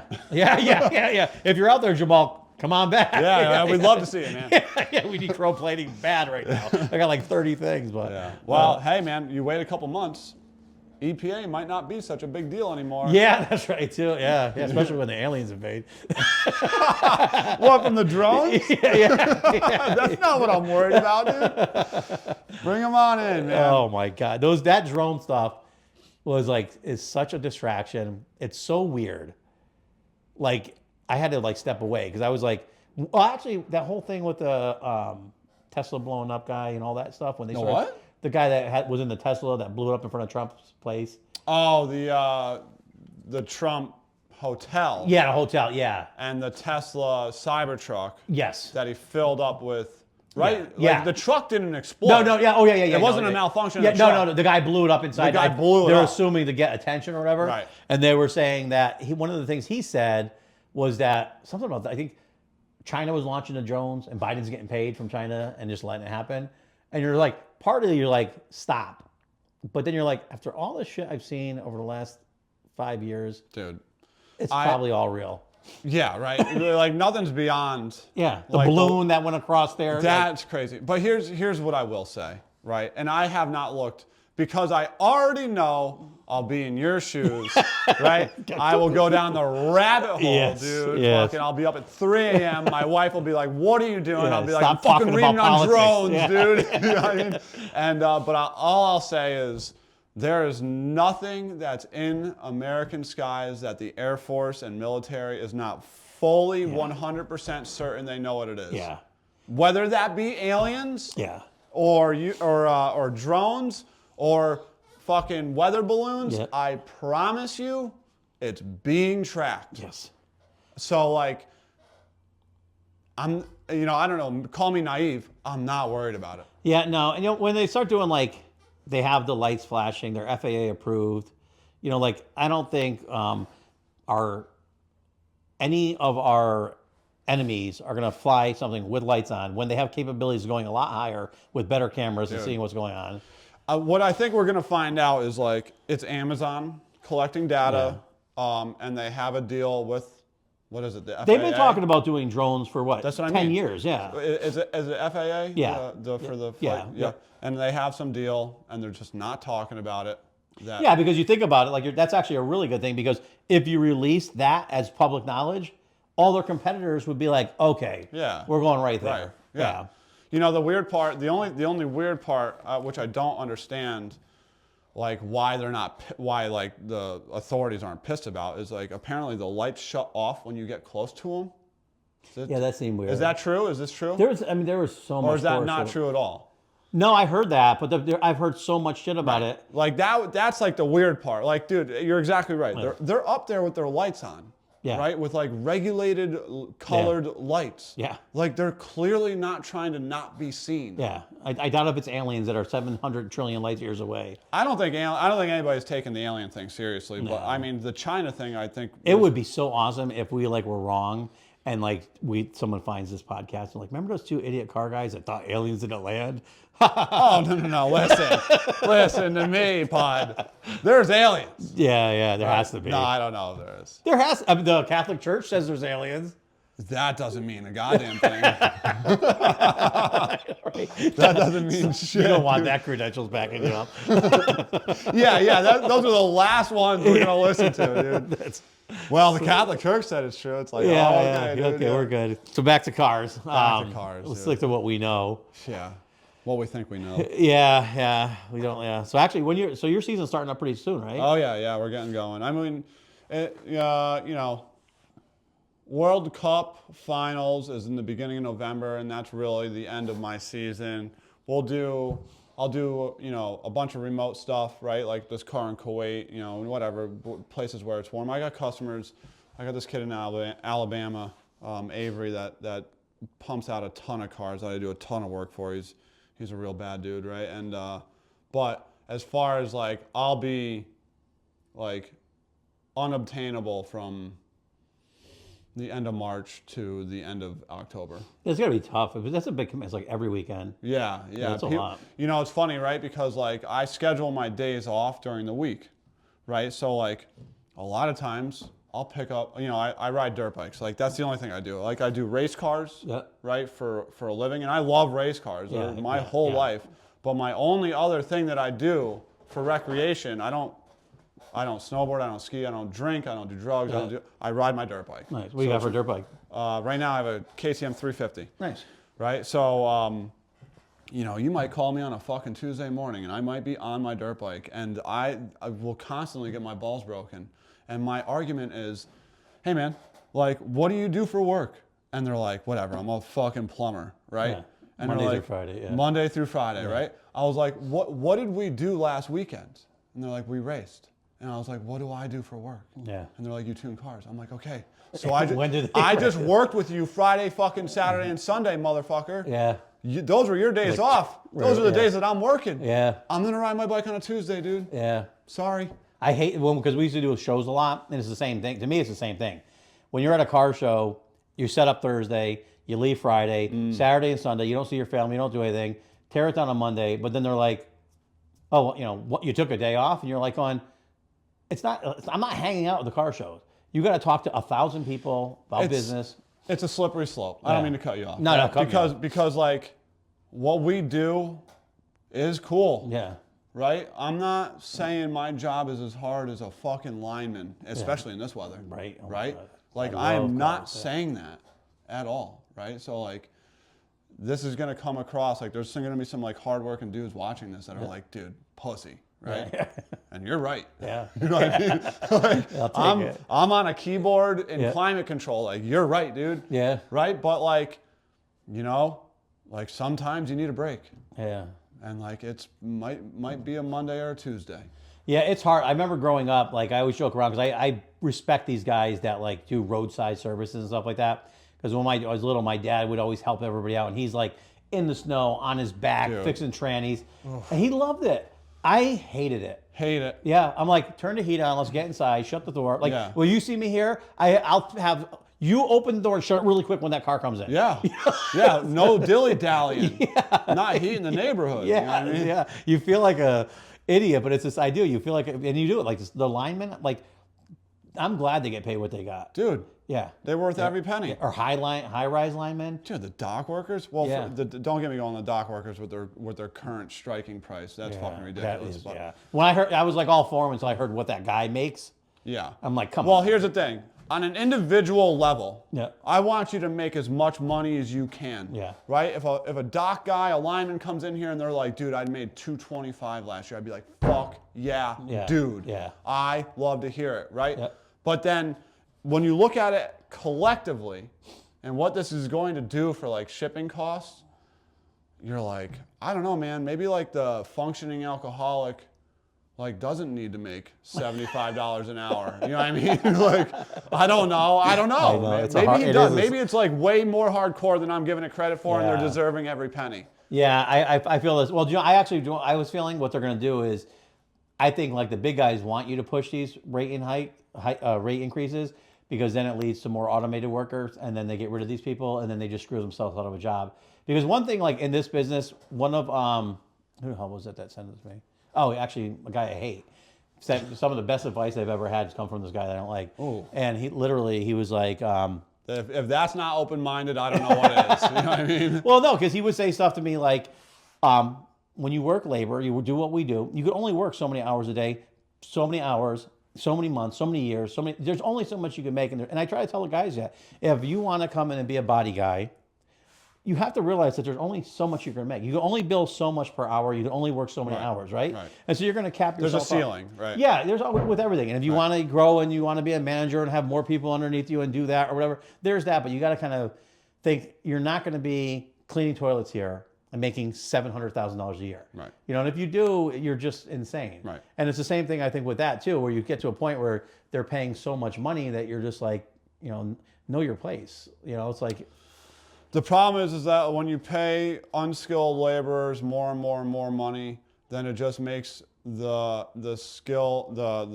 pay rate for the skilled laborers even higher. Yeah. And then, you know, that's how you have inflation. We're everything. Right now we're there. It's like, what's funny is I don't think we're even done. You don't think so? Oh my God, don't say that. I remember, I don't know, 6 years ago, UTC, like Pratt and those guys were going to shops like ours.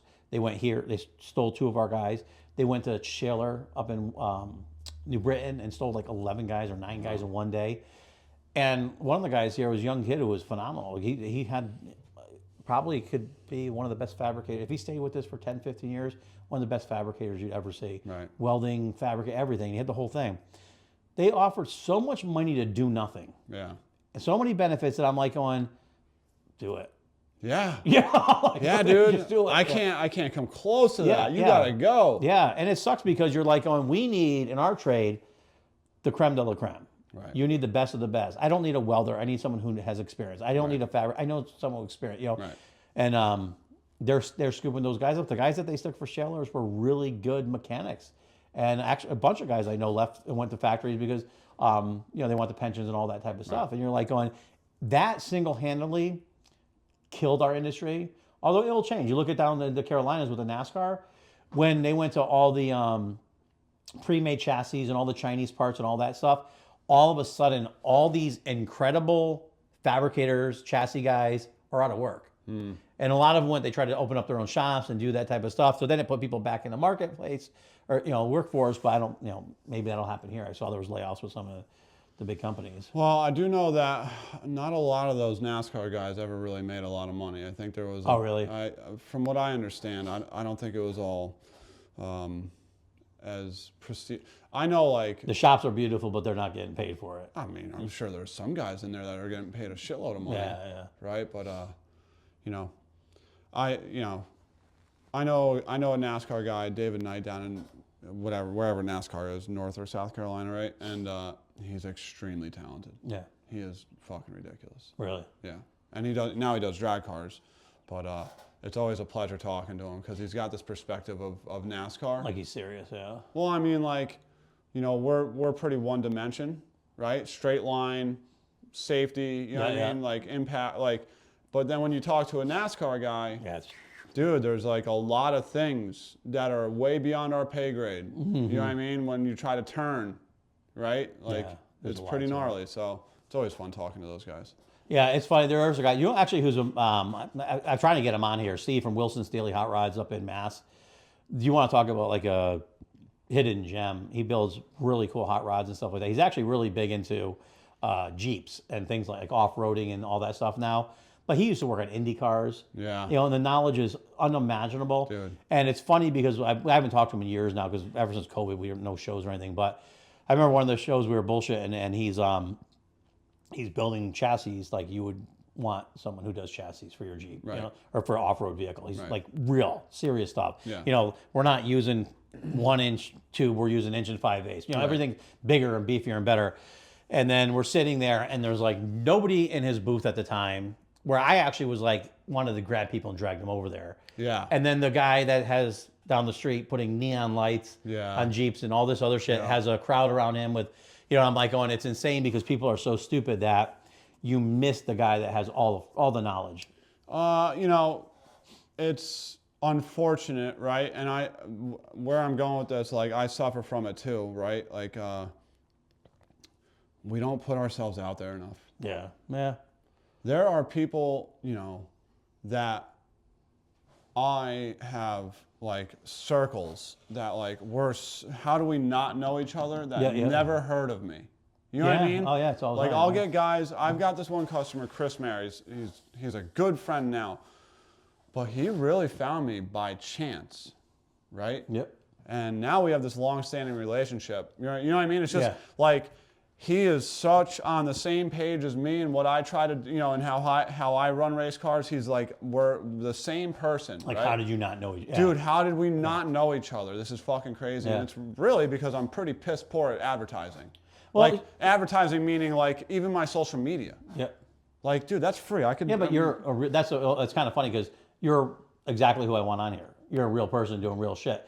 The guys who are like, I have nothing to do, come over and we're gonna talk or whatever like that. They don't really have much to talk about usually because they're not in it, and it's just that's literally the whole reason. Because what I saw for doing, like I told you, with our business where we work predominantly for years wholesale.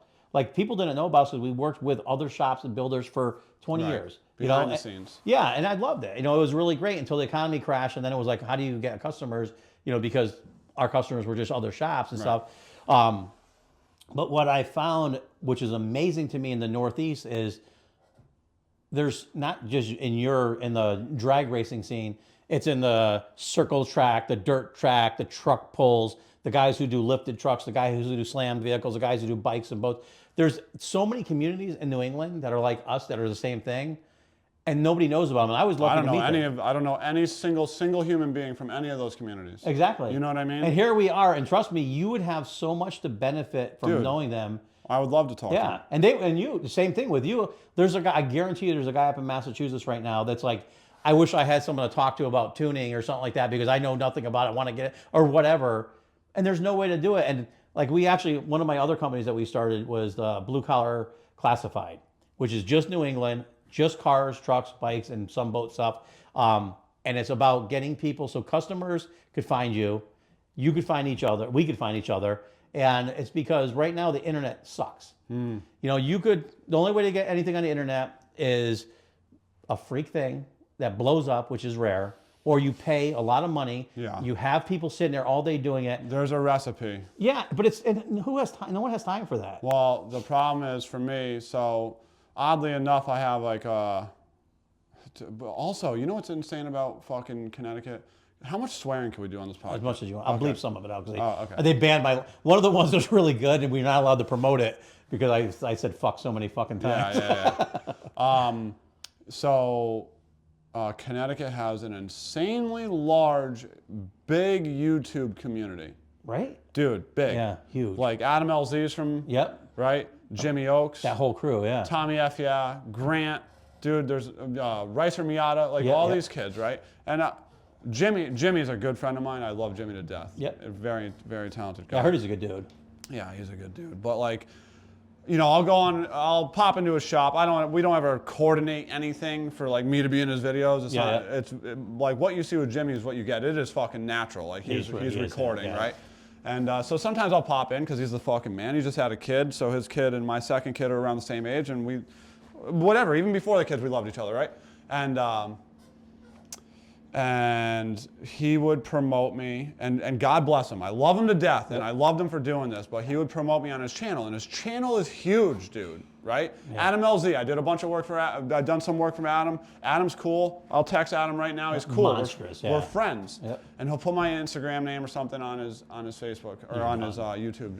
And dude, and this is gonna sound so ungrateful, and I've told him this, so like I can say it publicly, right? But it almost never nets anything at all. How much? Who's this? Where you at? Dude, it just, and God bless him, right? I like, fuck yeah, right? But like, it's such a weird thing. And my point is like, that's not the demographic. Like you, like no, because the problem is, so you're a legit business, a guy doing high quality work.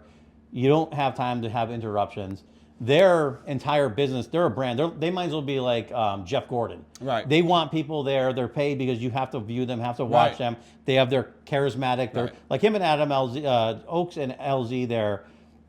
I can see why they're successful because they have a really great personality on the camera stuff. Fucking awesome. Yeah, and that's their business. But because we went down that rabbit hole too, and we started marketing and getting a lot of traffic, especially during COVID. And when I say you cannot imagine, and that's when I said where you located, how much, those questions. If you have 400,000 views, I bet you 20% of them are going to email you, call you, reach out, make a comment. And then out of that 20%, 0.5% is going to be legit customers. But I had to pay people to just sit there and say, what are you looking for? Knowing they're never going to pay it. Right. And it's just a waste of time.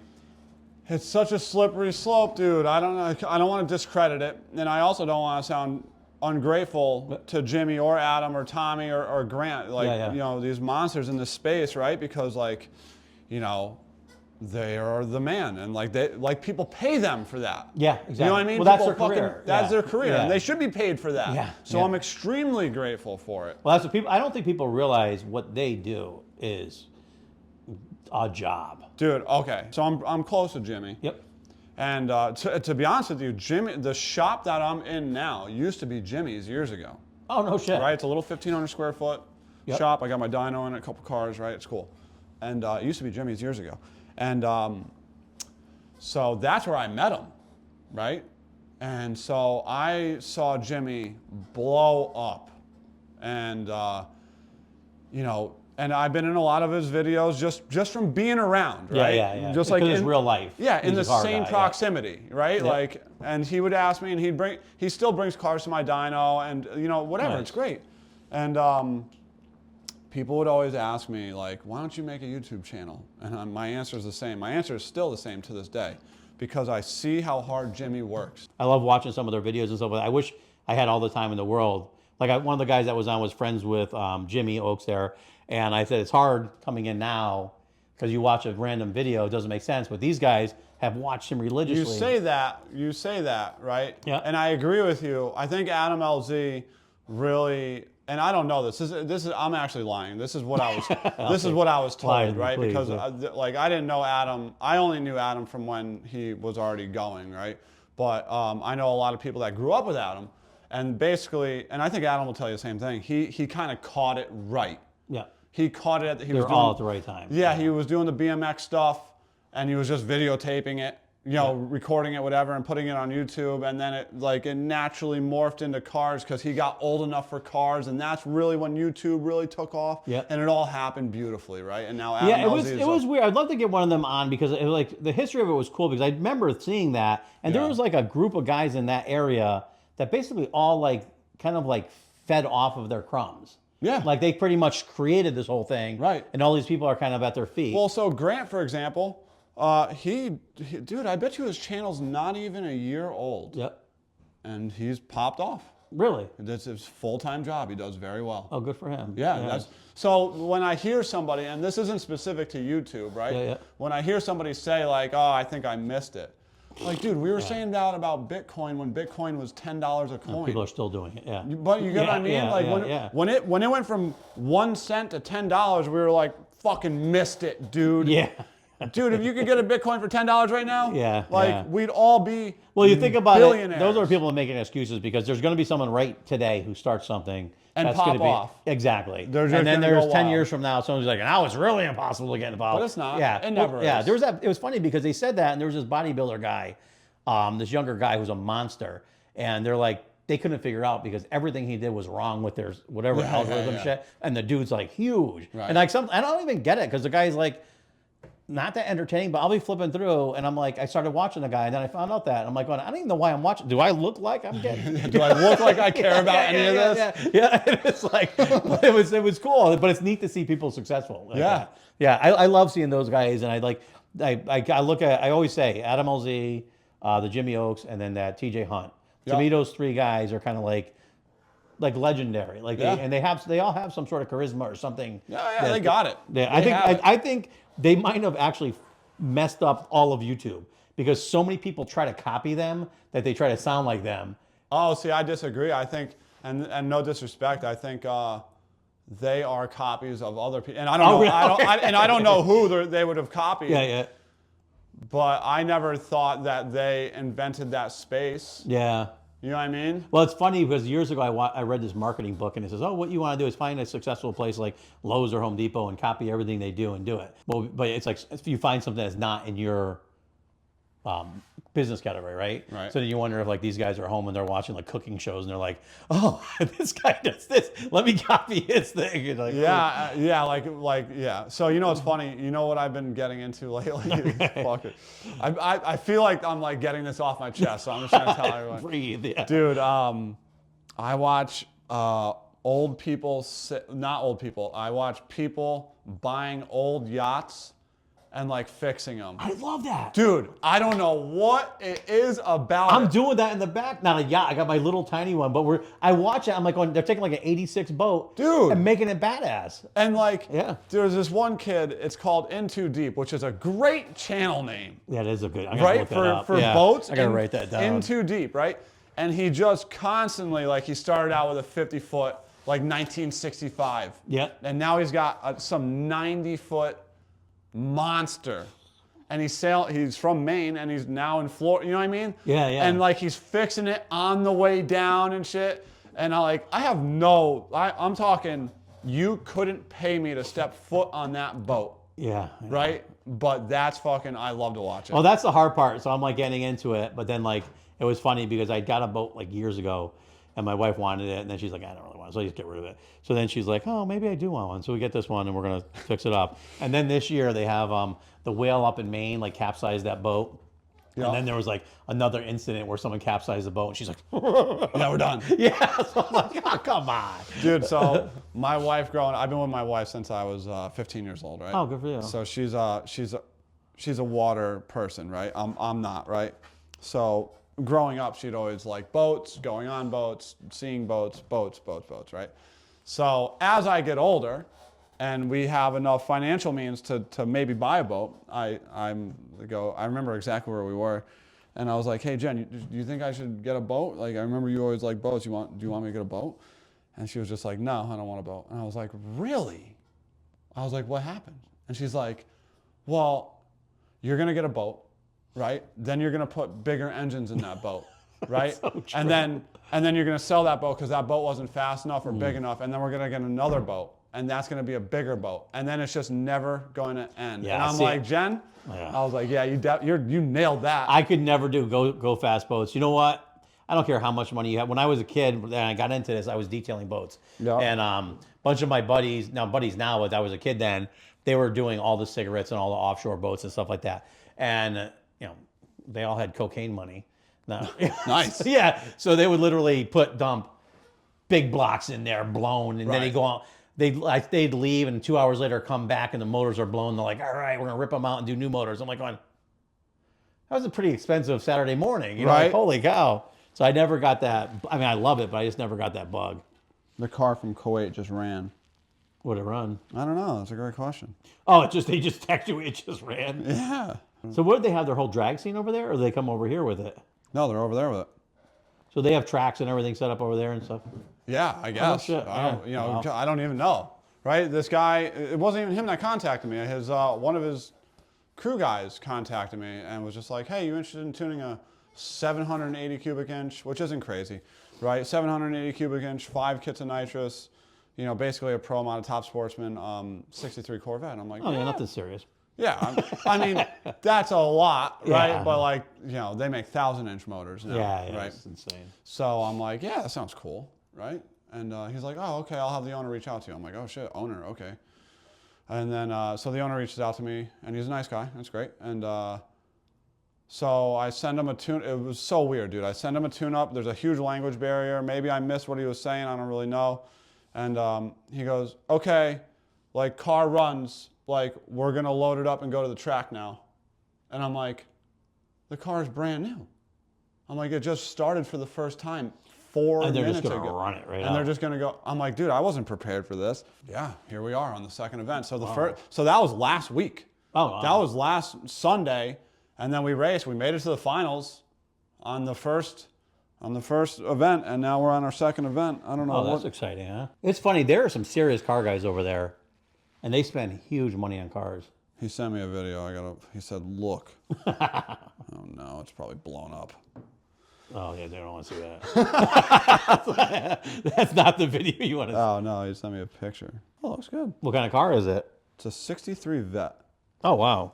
Let me just ask. Well, I'll just ask him. Go ahead. Yeah, you're good. When the front tire hit ground. Oh, oh no. I hope he didn't wreck it.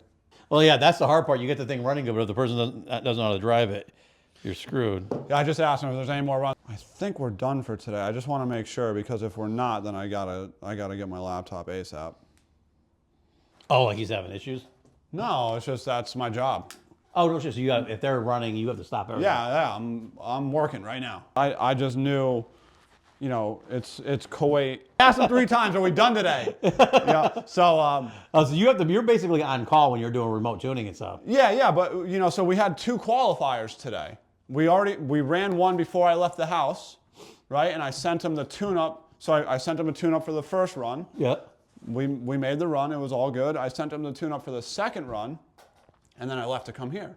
Because I knew, like, after the second one, we're done. Yeah. Right? Oh, okay, yeah. And so I could just review all the data when I get home tonight. There's no rush. Yeah. Right? But if But then he's going to a track. But if he tells me right now, yes, done today.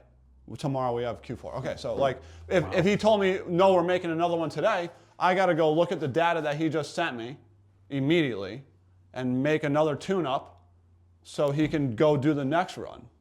Wow. Because, I mean, first of all, the car's brand new. We're still really figuring this thing out. Yeah. You know what I mean? So, yeah, 2 runs. Right. Well, I mean, at this point, we have total, on the car, we probably have 6, 7 runs, which is still not a lot for the caliber of car it is. So, like, if he were making another run today, I need to review the data that he just created by the last run and make him a new tune-up for the next run. It's not like he can just go run it again. I mean, I guess technically he could, you know, but it's not going to do anything. So what? Better. So he just basically plugs into the computer remote, and you're able to just tune it from here. And just no. So the computers are all set up to record under certain parameters, right? This one's real simple because it's a race car. So anything above, I'm making shit up. Anything above 2,000 RPM, it starts recording. Okay. So basically, the whole time he's drag racing. Yep. It records all of whatever's happening, every bit of it. And then when he shuts it off at the end of the track, and it saves it and whatever, and then he sends me the data log, and then I work off. So you'll send him the new tune, and then he'll actually have to upload it there. Yes. Okay. Yes. I can remote in, and I do remote in a lot of times, but like he doesn't need me to upload the tune, like hit the upload button. Yeah. Hey, hit the fucking green button. Yeah, you know what I mean? yeah, like, yeah. And he's a smart guy. I don't mean to sound like discrediting to him. Yeah. But like, he doesn't need me to. If he were to contact me right now and be like, hey, I need you to remote in and check this out. You just grab a laptop. That's where I'm going. Like, Yeah, I'm gonna get up and go to my car and get my laptop. Nice. Oh, that's pretty cool. And do that. Oh, it's funny because I always wondered that because when we were doing one of the cars we were doing Total Performance, I was amazed. They're having an idling issue, and no one could figure it out. And they were pretty smart guys there that were working on it. So they called up Holly, and the guy from Holly remoted in back then. We're talking a long time ago. Yeah.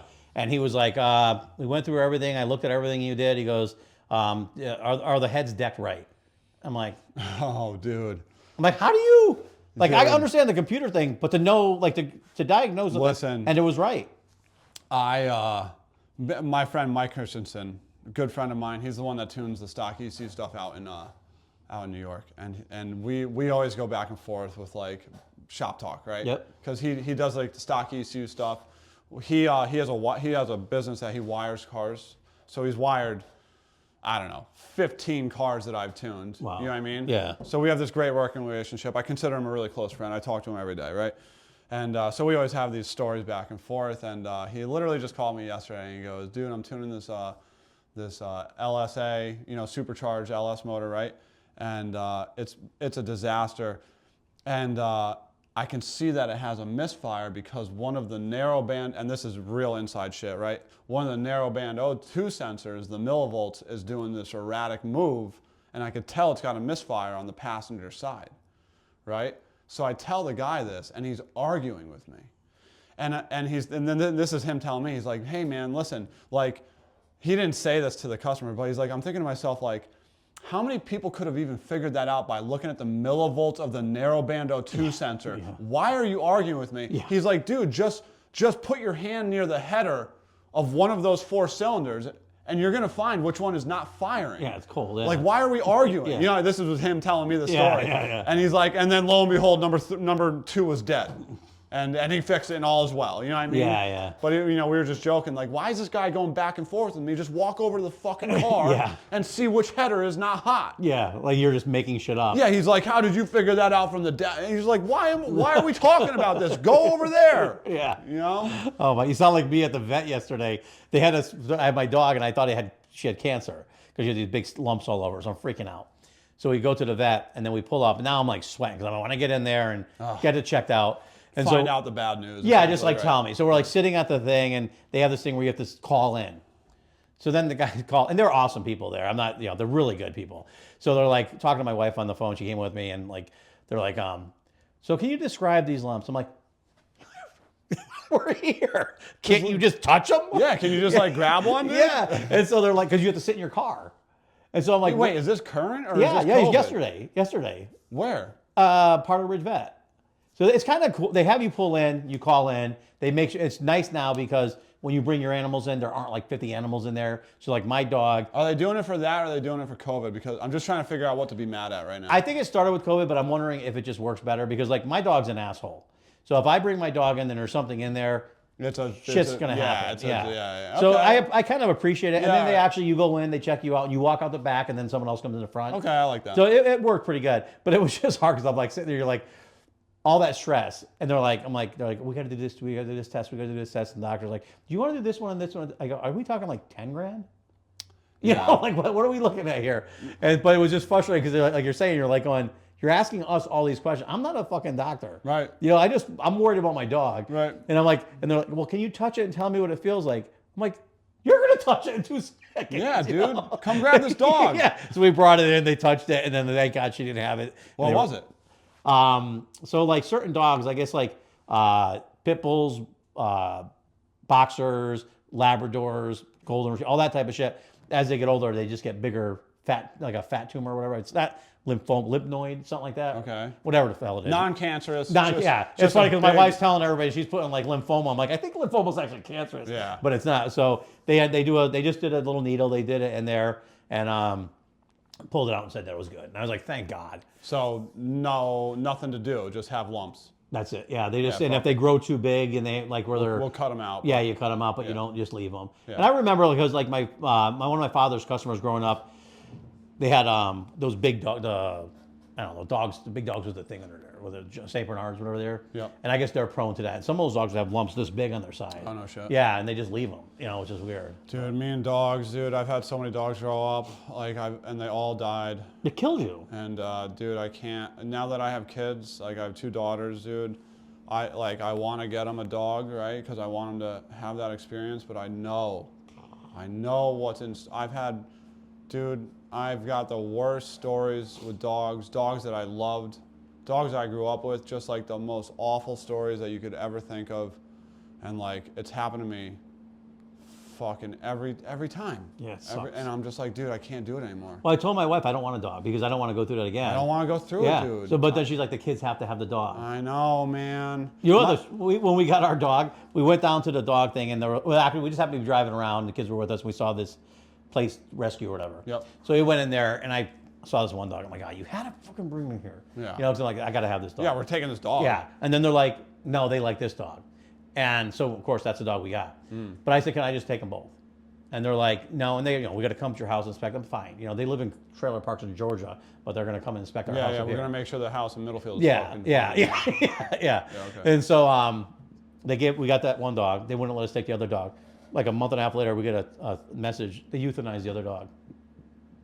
Yeah, I'll never understand that. Yeah, just stupid shit. Like I couldn't believe it, but yeah, whatever. Anyway, yeah, it is what it is. But yeah, same thing. The dogs, you love those fucking things. Yeah, it's like, you know, now I've grown cold to it, and I don't know what it is, but like I'm very intolerant of bad dogs. I don't know.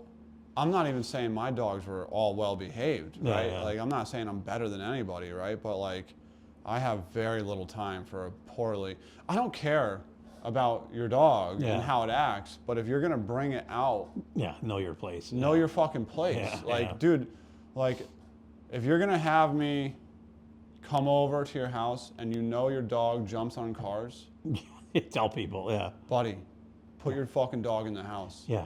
Because I'm a psycho, right? I'm an absolute nutbag, as you are, as all car guys are. Yeah. You're like, I don't want to spend 10 grand on a paint job because your dog scratched it. Dude, so I have one of my closest friends has a golden retriever, Doug, and he jumped, and he never does. So, and I've been to his house a million fucking times, and he never jumps on cars, and he jumped on my truck, and I love my truck, right? It's outside, it's Pro Charge, it's lowered, nice. It's a sick truck, right? Nice. And it was one of those things where if I thought about it at all, I would go ape shit. Yeah. And I was like, he saw it. He's like, fuck. And I'm like, don't even worry about it. Yeah. I was like, let's just move on with life. let's just act like it didn't happen. Yeah. And cause we can't put the paint back on. Yeah. Right? Yeah. It's over. Yeah, it's done. Like, what am I gonna do? I'm not gonna make him fucking pay for it. Yeah. Because he's my boy. Yeah, right? yeah. And what am I gonna leave? Am I gonna pout and leave? Yeah. I'm like, we're just moving on. It's funny because my dog's an asshole. I know it. But like outside in our yard, she's on a runner. You know, because I don't want her breaking loose and going after some or any of that, whatever. But then people's dogs, they let them run into our yard. And you're just like, oh, you're still on the hook. Yeah. You're just like, keep it. Just like, you try to be responsible with your pet and then no one else is. Well, I'm going to play devil's advocate here, right? And I'm going to come across like a dickhead for it, right? But why have a bad dog?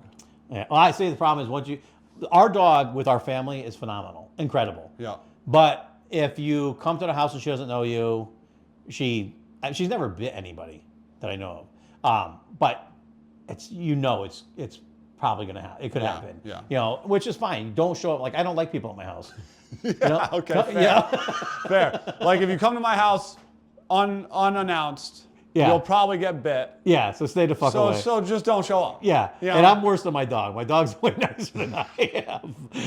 But I have friends with bad dogs, and like fine, right? What everything you just said was completely reasonable, but like in this climate, in this day and age, it's tough. Knowing that you're fucked, no matter what, it could be a robber that kicked your door down and put a gun in your family's face, and if your dog bites and mauls that dude, you're still fucked. Well, not really. Probably not really. It's not because I had it happen. Oh, let's go. Let me hear this one. So I quit drinking. I'll start there. Okay. So I was, it was funny. When we moved to Middlefield here, I figure, it's quiet. Everybody around us is elderly. It was kind of nice when we moved here. And it's still nice. It is, but I thought it was going to be quieter at first. And so, I think it was like the first night we slept in our house, right? All the Spanish music goes by, and I see like a Civic go by, like 100 of them, with charcoal grills on the roof going to the falls, music blaring. I'm like waking up, like I thought I was gonna sleep in a little bit, at least until fucking 8:30 or something, the first day after moving. And so I'm like, okay, whatever. So then, a weekend later, I fall asleep on the couch, and all of a sudden I wake up, my wife, she just gets used to, shuts everything off, just fucking goes to bed. So I wake up, I look, and there's like 300 cops outside and people running through our yard. I'm like, what the fuck? Yeah, what's going on? So there was a thing where, because in Middlefield, if you're running from Meriden or running from Middletown, they come here because they try to lose the cops, I guess. Okay. So they would come through. And our road, the way it looks like you could come, and if you don't stop at the stop sign, it looks like a road, but it's Pete's driveway. So they just go right through and drive up Pete's driveway. And so the first time it's like someone's stole a car, whatever they did, or escaped. So now all the cops are trying to find them through our yard, trying to track all that stuff. And so I was like, huh. So then another time, like a few months later, same thing. I wake up on the couch, I look, and I swear I see someone's face reflecting. They like turn their cell phone on and it reflected outside. They're looking at their phone. They're behind a tree. And oh no, that's a different time. That's the time my dog bit the kid or guy. I found these people in my front yard. They're all cracked out. They were like, they went to a rave. What part of fucking Middlefield are you in? Right over by the Polish Club. Right by, you know where the farms are and stuff like that? No. You would never believe. Where are you talking about? You know Cliff's gas station down here? Which one's Cliff's gas station? Right on the corner. You know where Trackside is? The deli? Yeah. The stop sign where if you go right, there's the pond and the exactly. park. Yeah, exactly. So down there. Okay. Yeah, it's not bad. I mean, it's like a nice area. And it was just weird. And it hasn't really happened since then. But so we had these crackheads in my front yard. And I'm like, they're like whacked out, and their cars in the middle of like we have all these, the road's named Maple Street because I have so many maple trees on there. Okay. So I go out there and there's a car in the middle of the maple trees, like just sitting there. And these people are fighting. Like crashed? Somehow it missed it. I guess The car was fine. It was a Prius. The battery must have died. So the dude thought he was gonna push it to this place to buy drugs in town. Oh, nice. And that's, I don't know what their plans were, but they were messed up. So I said, listen, I always believe in second chances. I said, leave the car here. Just walk anywhere you want. Come back tomorrow when you're straight. Yeah, and get the car and you're good, right? Yeah, no I go, worries. if you can't do that, then I'll call the cops right now. done, Yeah. you know? And so these guys are like, there was a guy and a girl. They're fighting and screaming and yelling. And then I knew where they were going, the house that they were going to.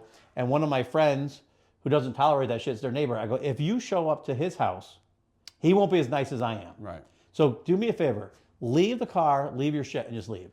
And then they're fighting. I go, okay, I'm done. Right. You know, you're just belligerent. So I called up the cops, and Brendan at the time came and escorted them away or whatever. So that was one time. So then this time, finally, I get up and I look, same thing. I fall asleep on the couch a lot. And the dude's like has his cell phone like this. And so you see his face reflecting, and it's dark outside. So all of a sudden his face is reflecting behind a tree. I'm like, what the fuck's going on? And This is in your yard. This is in my yard. Yeah, my front yard, in front of my house. Yeah, this is yeah, and imminent threat. Yeah, and the truck's there. And my truck's out front. And so then I had a lot to drink that night. You know, no. I should not, you know. So I got up and I'm like, I'm gonna scare the shit out of this mother. Like, I'm not an angry drunk. I was like a fun one. And so I'm gonna scare the shit. So I go out there and I was gonna be like, hey, motherfucker, you know, and just scare him. And I slipped on the step. So it woke up my dog. And she's like, whoop, wham, right by me, takes the dude down. Okay, good. I'm like, great. End of story. You know, that's what she's here for. Right. But I'm like, nobody's taking my dog. You know, I'm like, we're burying bodies tonight. Yeah, you know? yeah. Like, I love that dog. And so then after the dog just did its fucking job too. Yeah, exactly. Yeah. So then I'm freaking out. So then I'm like, I didn't say anything. The guy, he was like a young man.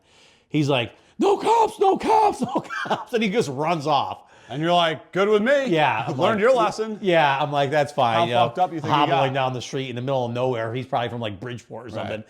And so then I asked the cops the next day, or my wife might have asked, and they're like, no, if it's, you know, they come on your property and they're doing something wrong, and your dog bites, and we're not taking your dog. Yeah, I just hope that remains true. Yeah, I in know. all cases. I agree. Right, because I would love for this place to be a stand your ground place, but it is not. No, it's not. Oh my God, it's horrible. It's funny because I keep saying with all the news and all the shit they put on there, especially like the Venezuelans, you know, like you show all these people and they're evil or this or that. Eventually, someone's going to do something to the wrong person, right? Which they did. That old guy just did. I almost did. I was ready to do it. I had, I don't know, it was fall this year, and I'm like, I'm not allowed to sleep in, so I slept until like probably like 6 o'clock or whatever. Why? How old are your kids? Well, they're gone. Oh, they're gone. okay. Yeah, I'm just old, so I just wake up early. Oh yeah. Same. Yeah, Same. yeah. But I think it was probably like 6:30, 7 o'clock, and I hear like, you know, a Honda Civic with no exhaust in front of my yard. I'm like, I hear I'm like, what hell's someone out there? And I couldn't see out there, so I'm like, something's going on. So I looked down, I could see through the door window. I'm like, what the hell? And there's a guy pacing back and forth, and then turns, throws over his hoodie, puts his hands in his hoodie, starts walking to my front door. Everything you don't want to do. The worst things you could have done. Yeah, worst things you could, like, he's pacing back and forth, talking to someone in the car, turns around, hoodie up, hands in the pocket, and goes right towards my door. Yeah. So I'm like, yeah. You know, like, and so turns out there's a fire in our backyard. The guy was just being a good dude. So I'm like, see, that's what happens. Like, you see these stereotypical things that pisses you off, and then you're like, and so then I'm like, thanks, bro. You know, and like, it was literally like when we had that with the drought, someone threw a cigarette, lit up all the leaves. So I was like, oh my God. Damn, dude. And then you just feel like a dickhead. Yeah, I dude. feel like an asshole. Some good guy. You know, it's funny. No, I'm not even gonna tell the story, but like, yeah, that's funny, dude. Man, yeah, but you know, the same could be said. I don't even know if I want to go down this road, right? We might have to bleep this out, right? But like a lot of the cop shootings, I feel like stem from that same thing, right? I would not be a cop, dude. For some reason.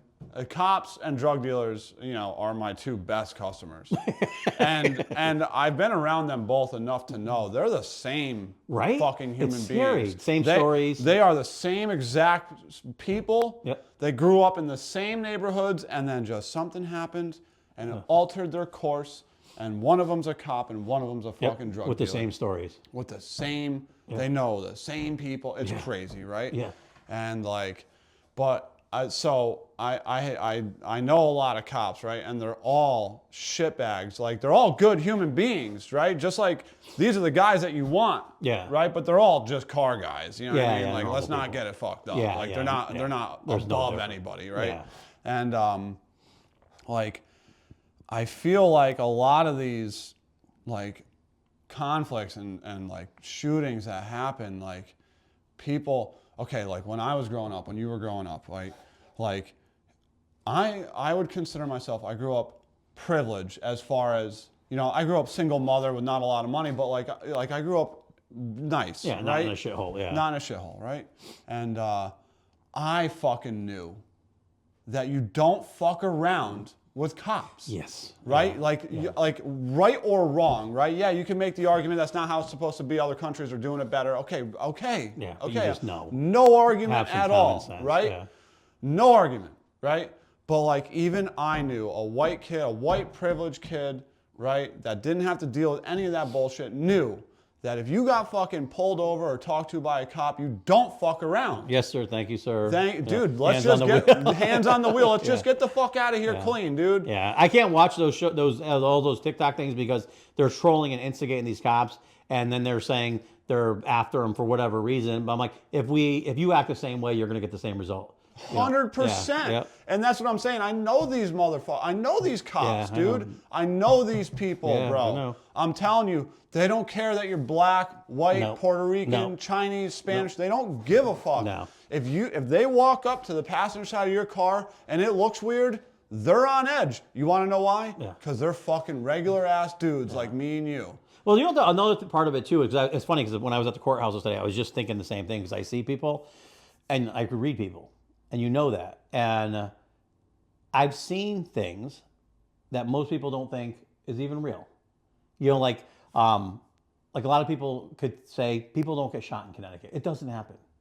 You know, it happens. Yeah. You know, but a lot of people don't see that. Or you meet people who are straight up killers. And they seem normal. Yeah. But they just don't give a shit. And then you're like, these people are out there. So once and the cops know that, they see that. Yeah, they arrest these people. They're in court. They think it's Jerry Springer. You know, they're having fun in court. And we're like, yes, sir. Thank you, sir. I don't want to be here. I want to move about my day. But these cops seen all that. They know all that. So when you walk up to these cars, if you're not prepared, dude, you're an idiot. You're just putting yourself at major risk. Yeah. And then I feel bad for the cops that are ex-military because when you're in the military, you're trained reaction time. If you react, you're dead. Right. You know, you got to just boom, done. Then you're supposed to go out there with these civilians and be like, Okay, I'll wait for you to pull your gun out at me. Confirm it's a gun. Yeah. Make sure it's on the body cam. Yeah. So I don't go to fucking jail. Yeah, hold on a second. Was that a squirt gun that you took the... Can we focus in on that? Yeah, dude, like, and I'm not saying all of them are legit. None of them. No. All of them are senseless, right? But some of them are egregious. Like, some of them are like, dude, you just killed that dude. Like, you just, you didn't even fucking give that dude a chance. You just murdered that human being, right? Yeah. And, like, there are those. Don't get me fucked up on that. I'm not The problem that people are people. They're just people. The cops are people. Cops are people. Yeah. Some of them are fucking shitbags. Yeah. I mean, and I feel bad for the cops that go in that want to be a hero and want to do the right thing and want to protect, because it's got to be the worst effing life there is. Well, I think you kind of said it. The guys that want to be a hero are probably the ones that are the problem. Yeah. You Yeah. know? You just need reasonable human beings. I don't know, man. I don't have an answer for it because it's a fucked up situation. Well, so you think about it. If I was drunk and I was in your face all the time, how much are you going to take before you hit me, throw me in the car, do something? And these guys are on camera, and they're supposed to say, because that's why one of my buddies is a cop, and we're talking about, he goes, you would never pass the psych evaluation. No. Because once someone's belligerent, you get to, you're wasting their time. Right. Just move. But then again, I've been drunk. You've been at parties, you've done stuff, and you're like, you don't say what you're thinking. So then there's always that case that what if it is a good guy who got out of work, who didn't eat dinner, and then he's drunk. Dude, yeah. I would say 90% of those people aren't awful people. Yeah. They're just in an awful situation. Yeah, They're at the awful bar state of having mind, fun, whatever the case may be, right? Dude, yeah, it's fucking horrendous. Yeah, we are, like, the Meriden cops are just... Dude, I remember.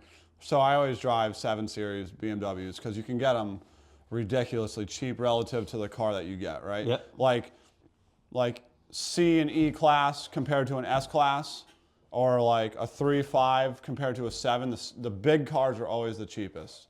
It's weird because those are the best, yeah. And they're the most expensive to buy brand new. Yeah. And so I obviously am friendly with some cops in Wallingford because I've been there for a while now. And I always drive lowered 7 Series with tinted windows. Yeah. I understand fully what I'm portraying to the outside world, right? Yeah. So they pull me over all the time, right? I get pulled over constantly. And I remember this one time, dude, my buddy pulls me over. He doesn't know it's my car, and he pulls me over. And I do the same thing every time I get pulled over. I roll down all the windows, and I put my hands on the fucking wheel, right? Because I know that they think that they're walking up to a shitbag's car, right? And I just want to diffuse the situation. Yeah, right? you're just a car guy. Yeah. And I remember he turned the corner, and he goes, oh, shit, it's you? Oh, dude. He goes, dude, we're going to pull this car over every single time we see it because we think it's from Meriden. Yes. And I said, keep doing it. Just don't write me a ticket. I don't care. Yeah. You want to pull me over and check it out, make sure everything's good for our town? You do not want to mess with the Wallingford cops. They don't joke. They're on point. I don't mind. I've been there for probably 8 years or so. I've gotten pulled over 20 times. I've gotten a ticket maybe once. And I was speeding. I was I was coming down 68 down the big hill. Yeah. And you can just coast to like 70. Yeah. And he fucking banged me. They love me. that hill. They bury everybody. Dude, he buried me, right? Yeah. And he actually knew some people that I knew, and it got me just like a normal speeding ticket because it should have been a reckless driving. Yeah. And he had me dead to rights. I didn't argue. Yeah. He's like, I got you doing 70, and I'm like, fuck yeah. I was like surprised it wasn't a little bit quicker, to be honest with you, because I wasn't even paying attention, right? And I don't care. Pull me over, dude. Yeah. I got pulled. I got arrested. It was funny. Too. So it was fun. It's funny now. I wasn't laughing. I thought they was messing with me. I know the guys, because I do like a lot of seats for like the cops or the motorcycles and shit like that. We prepare a lot of their cop cars and shit like that. And so I'm like coming the other way on 68, going past Tilcon, coming into town, and I think it was like a 45, and I might have been doing 54. Yeah. Right. Nothing crazy. Yeah, I didn't think it was crazy, but I guess there's been a lot of people zipping by. People don't notice speed limit. Down there. Yeah. So the guy pulled me over. And he goes, "I just wanted to, let you know that it's a 45." And he goes, "Oh yeah, whatever." So I'm like, "Okay, whatever." And he goes, he's gonna let me go, whatever. He's just like, whatever. Like I did a seat for him. Yeah. And then he goes, "We got a problem." I'm like, "What?" He goes, "You got a warrant out." I go, "Me?" Like I'm not drag racing anymore. I'm not doing anything stupid on the streets. Right. There's no reason why I should be. News to me. Yeah. So it turned out, I forgot. I had I was on the Berlin Turnpike, and everybody stopped, and I slammed the brakes really hard in my Chevy truck, and it blew out the master cylinder. So stopped quick, but then rolled forward and tapped this car. Yeah. Didn't do any damage or anything, but I rear-ended her. And then right afterwards, I got really sick and my intestine ruptured and I had to go to the hospital. So I sent out the ticket, but it showed up late. Okay. And then I went to the hospital, I was home for months, yeah. all that shit. Years later, I never even thought about it, whatever. So it was something. So then I did take care of it, so I didn't even, it was taken care of. But then he's like, listen, he goes, the DMV in Connecticut sucks. He goes, chances are you probably sent the paperwork in and they just didn't report it to us. You know, you should always keep any paperwork with you to show to us. However, we can't make a decision anyways because it's up to the judge. Yeah, so it's stupid. So anyway, he goes, oh, we just got the new head of their Wallingford came from New Haven. I guess he's a hard ass. He goes, since I know you, he's like, I got to do this by the book. And so I'm like, you fucking with me? And he goes, no, I wish I was. I can't. So then it's handcuffed. Cuffed you? Cuffed me. Car on the side of the road. No. Yeah, and he goes, I thought you were trying to outrun me. He goes, you know, it's not like the Dukes of Hazzard where you get across the railroad tracks. Yeah, and, no, I laughed. I go, dude, I was doing like 54. You know, if I was going to outrun you, I'd be doing like 154. Yeah. You know? And so then I had a car towed. He brought me in. He's like, listen, he goes, here's a number you call. You got cash on you. You'll be out of here in 10 minutes. He goes, I know you didn't do it. Whatever. I'm like, oh, cool, thanks. So I called the Bell's bondsman guy up. You know, I gave him the $100 or whatever the fuck it was. And then I call my wife, and I'm like, you're going to have to pick me up. I'm at the precinct. Yeah, and she's like, funny. Click, and hangs up on me. You're like, no, dude, seriously. So I'm like, no, I really am. I said, I'm going to be walking home. Right. Which is not a nice walk from there to here. Right. And I said, so I'll meet you at Walmart if you decide that I'm not bullshitting you. And luckily, she came and picked me up. I couldn't believe it. But, oh, man. It was so funny. So I'm not a fan of doing anything wrong in Wallingford, I'll tell you. No, they're not playing games. I remember my shop. Somebody tried to break into my shop right after the whole fucking George Floyd bullshit, where they fucking got defunded because I guess Wallingford got defunded heavily. Oh, really? I didn't know that. Yeah, I guess like gnarly. Oh, I didn't know that. So it got broken into, and they didn't get anything. My shop neighbor was there. One of my good friends was there in his shop, and heard it go down, and he just like set his truck alarm off, which was in front. You know, it was just to spook him, just to spook him, and they ran off, right? And so I'm like, fuck, dude. I wasn't even going to call the cops. Like, I had to fix the door. Yeah. Like, whatever, right? So everybody's like, you should call the cops. And I'm like, fuck, all right, I call the cops. And he literally showed up, and he's like, yeah, dude. He's like, we're not doing anything about this. And I'm like, I don't want you to. Like, and he was just telling me all that shit where they got defunded and stuff. And dude, there was, what the hell was it? We had one of the Wallingford's cops, and we were talking about, I had something happen. Oh, he was a state cop. And I had something happen at my house, so I called him up. My wife's like, just do it so you have proof for insurance or whatever. I think that's what my wife Yeah, just some bullshit thing or whatever. And so I did that, and I told him, he goes, dude, we had like, I think it was like either 75 or 95 B&Es. Yeah. That Friday night. Oh, wow. So someone went to that over on 68 here by the highway, that little hotel or whatever. Okay. And tried to break into all the cars, smashed out all the windows. Oh, my God. You know, so it's like he's like just writing reports all night long, things that you're never going to get caught. Right. Or, it's just stupid shit. But they need it for their insurance. Same thing, yeah. It's so frustrating. So that same cop was telling me, he goes, dude, look, he's like, basically what he was saying, he's like, quote unquote, he said, if it's not bolted down, they're going to get it. Yeah. Right? So he's like, insure it. He's like, dude, this is when all the catalytic converters were getting, right? And he's like, we'll go, like, we'll pull into the parking lot, and as they're pulling out, and dispatch will tell us not to do anything. He's like, if I pulled up onto the shop and they were in your shop, there's a good chance they would tell me not to do anything. He's like, the only thing I could tell you is put a really loud alarm just to annoy them. Yeah. And he's like, insure everything. That's insane. It's and so that insane. that is so like backwards. Heartbreaking, dude. Yeah. You work your ass off to do the right things, and some scumbag can steal from you, and then now you lose your insurance, and you're paying through the roof for the rest of your life. Dude, it's wild. So Yeah, it's I so don't know, crazy. man. Everything I have now is insured. My dirt bikes, my dyno, my shop. It's just like I carry fucking millions of dollars of insurance just because we have molded our fucking police force. Like, it's not their fault. These cops want to beat the shit out of people. Well, and a lot of the cops now could get personally That's sued. what I'm saying, dude. Yeah, That's what I mean. Stupid. These cops want to clean this place up. Yeah, but they do, yeah. but they're not going to if they're going to get criminally charged or personally charged, attacked. Like, how could you even do? It's funny because we do a lot of seats for the Bridgeport cops, and they were in, and one of the guys was telling me with the newer generation of cops, they were like no insurance. They're starting them off like $32,000 a year, no pensions. I'm like, who's gonna do that? Nobody. Yeah, it's crazy to think, and make them liable if you get sued if you do something wrong. Right. So I grew up with a kid that ended up being a New Haven cop, and like the same thing. Like he's a security guard at Yale, because it's just way better. In every aspect. Yeah. You know what I mean? He's just like, yeah, fuck being a cop. Like, yeah, it's so stupid. Get shot at and shit. Yeah. He actually said that he didn't have that many problems because he was always nice to people. Like, he would see these people regularly and he would just talk to them like human beings, and he had very. Yeah, I think a lot of them are good. I have a lot of guys up in Hartford. Have you heard the stories that the Hartford cops go through? I'm sure they all do, but like, insanity, dude, just crazy shit. Why would you ever want to be a cop? Yeah, yeah. He walked in on one, and it was like the neighbor was, the wife was in bed with the neighbor, so he waited until he went downstairs, grabbed a gun and a machete. Nice. Waited till they finished. Yeah. Shot the dude. When John got there, his foot was on her face and he's pulling the machete out of her forehead. And she was alive, she lived. Turned around, shot at him, and then John's like, I gotta chase this guy through the streets. Like, you're like, what do you do? That's insane. Dude.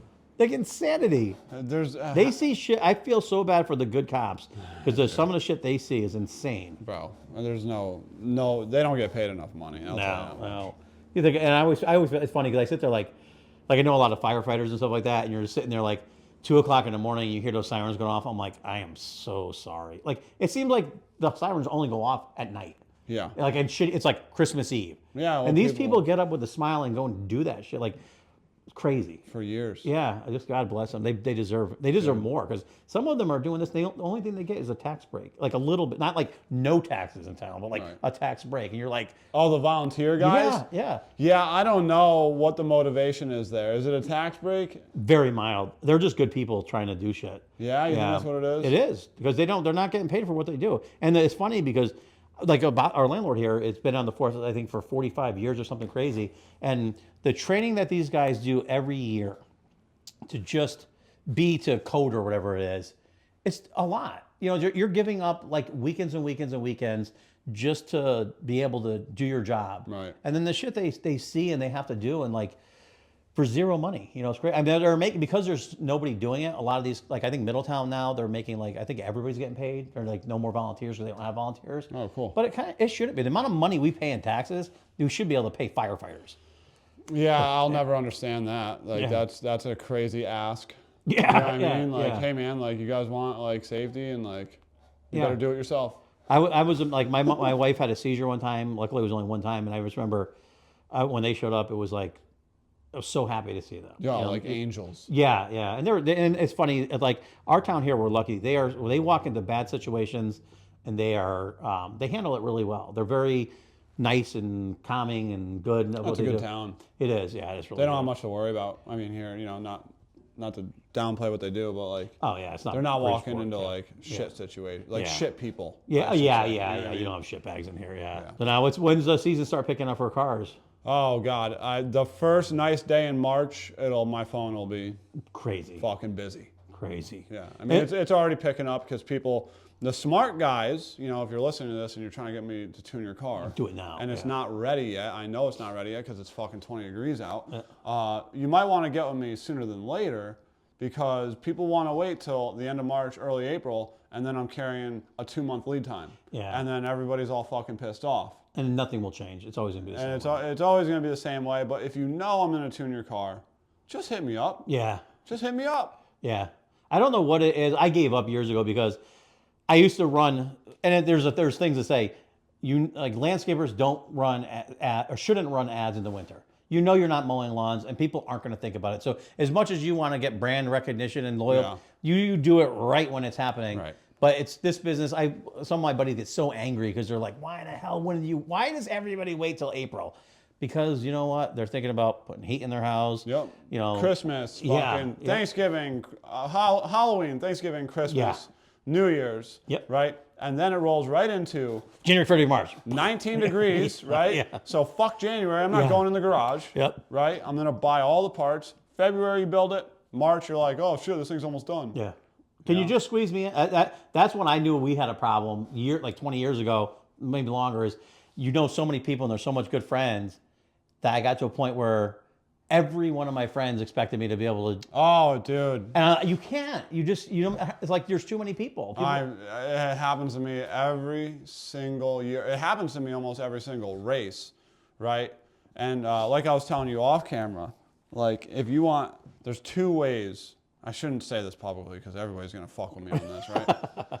But like, if you want me to tune your shit and it's not like something I normally do, tell me that you've had other people look at it and they can't figure it out. We talked about that off, right? I love challenges, right? Yep. The other one is tell me you're trying to make a race, right? And I'm like, fuck. You like that when they do that? I hate it when they do it. Oh, yeah, I'm very sympathetic to it. Yeah, I know. Right? Like if you're like, dude, I just got my block back yesterday. Yep. And this race is this weekend. I'll be like, how early can you get here? Yeah. Like when's the soonest, like even if it's the middle of the night, when can you get here? You know? Yeah. And it's just, I don't know, it's just like strikes a chord in my heart. Yeah, well, it's so funny because I envy you with that because that's how I always was. And this year, I wouldn't do it for a cold call typically, but a repeat customer, like a guy that I tune, yeah, they can get me to work on a fucking you got to take Sunday at you 8 have to p.m. take care of people. Yeah. I had a customer this year and I felt bad because I handled it wrong. He wanted a seat in the truck done. So he just drops it off, wants a seat, and it turns out to be a hot rod truck or some shit like that. And I'm like, okay, that's fine. And so one of the guys here told him it was going to be, our salesman told him it was going to be like 3 weeks. Roughly around 3 weeks, right? We'll call you. And I always say, if anybody says I told you a day, you're fucking lying. When it's done and I'm happy with it, then I'll let you know. Right. You know, and he had said it's going to be around 3 weeks. So this guy, 3 weeks on the month, shows up. Yeah. Is it done? Is it done? Is it done? No. I said, but we're working on it. I said, I still have a few more days. And then one of the things I had to drive to Lebanon to pick up material for it. Oh, I told him it'll be done tomorrow at some point, right? And I said, I got at least a certain amount of hours left on it. I'll call you when it's done and I'm happy with it. But then it turns out I have to drive to Lebanon to pick up foam. Right. Yeah. Drive back. So now I'm like, he shows up and I'm like 90% done, but not done. And he fucking loses it. And now this is on the anniversary. My dad just died a year before. So I'm like not feeling the best, you know, and my mother's just not a great day. Yeah, not a good day. And then he's bitching because he has to have his truck at this car show. And he found he has spotted skin cancer, which I feel so bad that it's horrible. Awful. But, you know, it's like, they'll cut it off and you'll be good.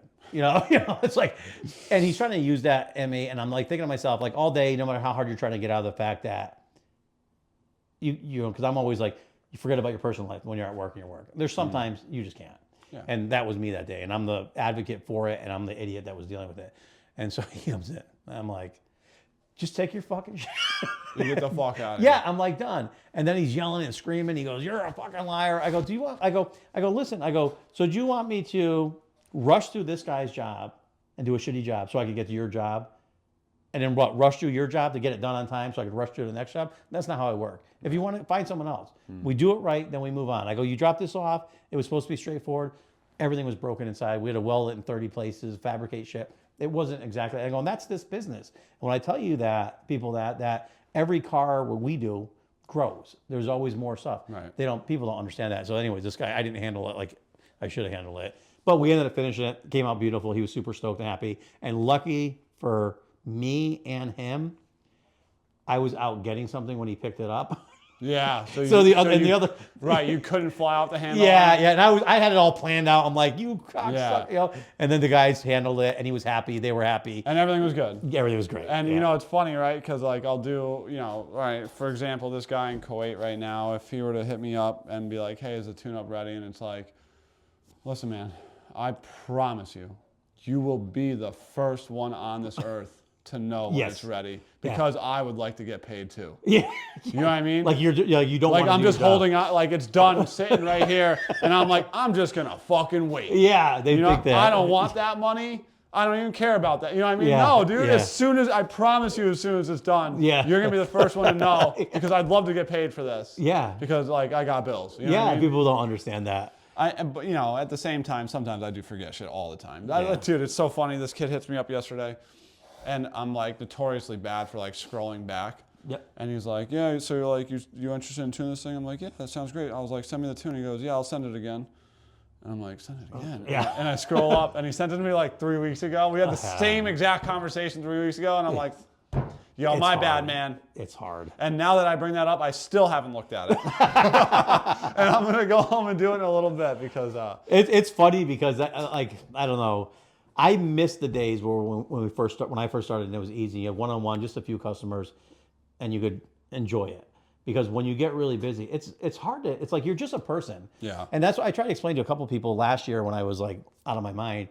I go, we get like 400 emails a day. right, Go through that. That's a full-time job. And then we hire someone who's an idiot right. who can't even answer the right. Fucking makes it so worse. so I go, would you rather wait and I tell you the right answer, or talk to this idiot who's going to tell you something wrong and Right. make you lie? Right. It's crazy. That goes back with the social media thing. Where Oh, it's tough. I get it. I'll see a comment every now and again, like, you know, I'll get tagged on Facebook or something, like, looking for a tuner, blah, blah, blah. And, like, you know, a bunch of people will tag me, and sometimes I'll see the responses, like, yeah, I messaged him, he never got back to me. Yeah, I got that. And I'm like, and I always try to do it publicly so people see it. Yeah. Right? And I'm like, hey, man, yep, like, I fucked this up, my bad. Yeah. I was like, I'd love to help you, but if you want to move on, move on. You know what I mean? That's what one of our bad reviews was. A guy called up with a Beamer and wanted us to do a full interior. And I'm like, I would love to do a custom interior on a Beamer, like something wicked. Yeah. I would love that. I said, I'd love to do the job. We could get you in 9 months. Mm-hmm. This guy doesn't want my effing work. Fuck it. I'm like going, I literally just like. Yeah, that's different because he's just being unreasonable. Yeah. Well, I mean, that also, you know, there's this thing that we probably both do when we don't want to do something, we give it an incredible lead time. Well, that's just that was actually, I That one should have sounds told him authentic. like 2 years. And I was like, because like even when I said 9 months, I was like going, at 9 months, there's no way we're gonna be ready for this. But at least the conversation continues. Yeah, exactly. Because I'm like sitting there going, at the time I think we had 54 builds we were doing. You know, so you're just like, insane. It's just like totally insane. Are you still that busy? No-ish. So there's only 4 of us right now, and I'm not getting any more people. The Because you don't want to. I don't. Well, I want to. I would love to. But the guys we have here are awesome. Yeah. They're diehard, blood, sweat, and tears. Great people. Yeah. I trust them with anything. Hot rodders. Yeah, that's good. And they're all very different. We got Ken's the Civic guy. Lewis is the mini truck guy. Yeah. Rick is the lifted truck guy who just told me he likes lower trucks. So I like that. But these people, I feel like they're family. And I don't want anybody else to come here unless they were like that. Yeah. And, you want them to fit. Yeah, I want them to fit, but I also want to devote the time because I feel like I tell these guys, I could drop dead tomorrow. I want to make sure that they're so good at what they do that if they go to another place, they're like, wow. We scored with this dude. Exactly. And I want, plus, like Kian has kids. I want to make sure that if anything happens, and God forbid, they have to go to job. He has a job he walks into, he's making the money he deserves and takes care of that family. Same thing with our other guys. But I would love to get more guys. But it's not going to happen because what we started to do newer cars. I think I told you because we can't get experienced guys to do the higher end stuff. And like I told Rick this morning, I don't wake up to want to work on a car with a rusty fender. Right. I want to do something crazy, sick, wicked. Right.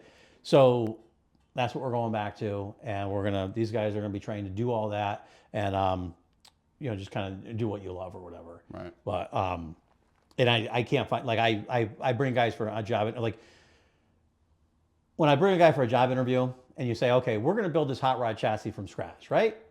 And I think of from buying the steel, what size we're gonna do to every part, everything, how we're gonna jig it, fixture it, do it, right? These guys can't even figure out, not these guys, but some of the guys that come in for fab work, how to put a cut-off wheel on a saw. We're too far apart. And so I had one guy, if I videotape all the stupid shit that happened to us over the last few years, I'd be rich.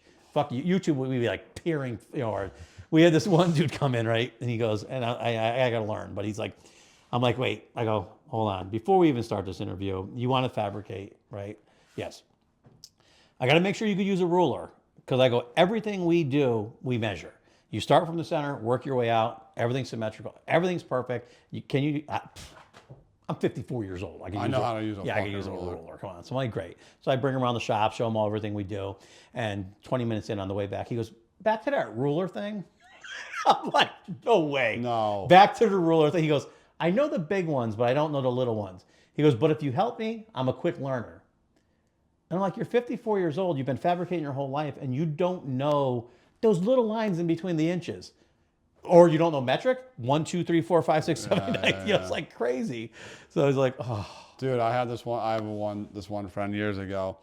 We're sitting in the shop. I don't know what exactly. He was like working on his car in our shop. Friend deal. And my buddy Noah's like, hey, what's the measurement on that? And he goes, 2 quarters. And my buddy's like, you mean a half? And he's like, no, 2 quarters. He goes, what do you mean 2 quarters? And he goes, like 2 quarters stacked up. Like two coins, dude. And it was like, no. Like an 1/8 inch then. No, yeah, dude. Yeah. And we it was like, we all looked at each other like, this isn't real life, right? Like this kid's fucking with us right now, right? Yeah. He wasn't. He really thought a 1/4 inch was like a quarter thing. No, he was just saying the gap that he needed to fill was the thickness of 2 quarters laying on top of each other. Oh, that's awesome. You know? I thought you were saying, because I worked with a guy, I tried to teach him how to use a ruler, and he couldn't. And it was like, I'm ruined to this day from it, because we work together every day. And he'd work on one side of the car, I'd work on the other, and we do a measurement. And it was always like 2.5 in a line, 2.5 in 3 lines. Because there was like, I mean, I'll take that over the wrong. Like if he's calling it 2.5, but it was really 2 1/4. Yeah. I would take the 2.5 in a line. Yes. You know what I mean? Even though it's more annoying because I'm like fucking 16th. I'm like, what's a half in a 16th? Yeah. 9/16. All right, let's go. It drives you crazy. Yeah. It's funny. It's actually funny working with all the different characters and stuff over the years that you work with. It's also funny, like, some of these guys, there's so many ways to do it. Yes. That guy could be the best. Yeah. By just saying. And he would whiz through it. That's what I'm saying. 2.5 and 3 lines. Yeah. I'm going to be completely honest with you. Yeah. If I were alone, that's how I'd probably say it in my head. I think if I pulled a tape measure across this and it was 2.5 and 3 lines, that's probably what I would say. I think you mentally do that. Yeah, you're right. As I brought it over the skill saw, I'd be like, it's 2.5 and then 3 lines. Okay, got it. Yeah, it probably is. I wouldn't be like 2 and 9/16 or whatever the fuck it is, and then I'd be counting them out. Smart. I know 2 and 15. Like I know the fractions of every one of these motherfuckers. You know what I mean? You peons. Yeah, you peasants. It's funny because you say that, work with other people, because like Dan, I always refer to Dan because Dan, when he came in here, he was so well-rounded and he would teach me so much. Yeah. Because I would always like, oh, can you get this? I'll knock that right out and get that done for you. He'd be like, whoa, you ain't knocking nothing out. You know, these people have to understand, because you make it sound like it's easy. Right. Because it might seem easy to you or look easy, but you've been doing it for 30 years. Right. They have to know the value. And he would do that. And then what was funny is the one reason I loved working with him is he thought about, like you could say, move this table over there. He would do it the exact opposite way you did it. He would get it done. And honestly, it was usually better. Yeah. You know, and I was just like, I loved his thought process. And everything he did behind the scenes, he had a mechanical mind. So like when we do interiors on a car, the brackets and everything behind it had to work phenomenal. Yeah. And that's why I try to tell, like, even the new guy, or you guys now, is like, you're not worried about, is this panel going to fit on here now? Am I going to have to wiggle it around? Because everything was perfect. Serviceable. Yes, exactly. And everything is. And I love that. So that's what I was talking about at the very beginning, where I don't have that eye, right? I don't have that. This is like self-awareness. Like I've learned this over the 38 years I've been on this earth, right? Because I would love to sit here in front of this camera and tell you I got the eye. I'm a fabricator. Like I'm some badass dude, right? But I don't. Like downpipes for a car. Yeah. Like, dude, I couldn't wrap my head. Like I can't. Like I'm like it just won't 4-inch. I'm like it doesn't fit. Dude, exhaust itself is an art. Headers, dude. Every time I see a header, and then I'm like with my fabricator friends, and they're like, yeah, I probably would have moved the number 3 primary inch like a 1/16 of an inch, and I'm like, what the fuck? Yeah. How are you? He's like, yeah, they're not going to be able to get the steering shaft out like that, and I'm like, dude. Because they've done it, they've been there, they've seen it. And I'm like, that's not even in the realm of my brain, dude. But it's because you do it. Yeah, I guess they would be saying the same thing if they opened up a laptop and tried to tune a car. Right? Yeah, try that. But it's just like, yeah. It's almost, but my point, like, it's like an art. It is. I'm not artsy. It's the same. It's like, because you obviously, been talking, I can tell you devalue what you do to a point, because you think, like, probably people could do what you do, but they can't. Like, I've seen the shit you do, and I was like, I walked away from it years ago going, God bless these fuckers, because it's a different beast. Here's the reality of it, right? My success is 100% dependent on the rest of the car. Okay? Yeah. So, like, I could tune your engine to its fucking maximum ability, right? Yeah. But if your chassis is a pile of shit, You're done. Yeah. it doesn't matter, dude. You're gonna get beat by a car that runs half as good. Well, that's exactly what I was saying too about why people should apprentice with people like you or your buddy Jamie and all those guys, because it's about getting to a point where people trust you, getting that experience, and the only way you get this, because I've thought about this a million times with like the hot rod industry and the muscle cars and stuff like that. You don't just walk into this. You have the connections are 99% of it, because you could be the best fabricator in the world, but it's the same thing. If this guy brings it to a shitty body shop, put shitty wheels on it, it doesn't matter how good the fabrication is. You're dude. shitty. Yeah, it sucks. The job sucks. Yeah, the car sucks. Yep. Oh, dude, and it's so funny because I don't know if this ever happened to you, but so my buddy Mike Christensen, right, dude, I'm talking. You know, when you meet somebody in any field, right? You're whatever you know, your upholstery, whatever, my tuning, whatever, fabrication. So me and Mike, we link up. He's got a job. He works for this machine shop, and he's super talented. And I meet him, I get close with him, and I quickly realize, I'm like, dude, the fucking racing community needs it needs this kid.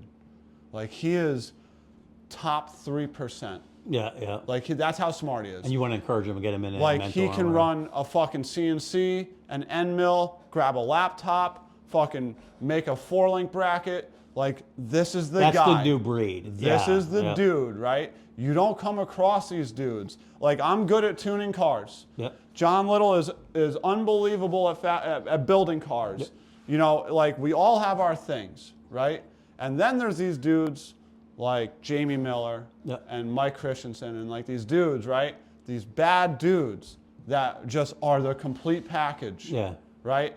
And it took me like 2 years where I'm like, Mike, dude, I've never said these words to another human being on this fucking earth, but the race car world needs you.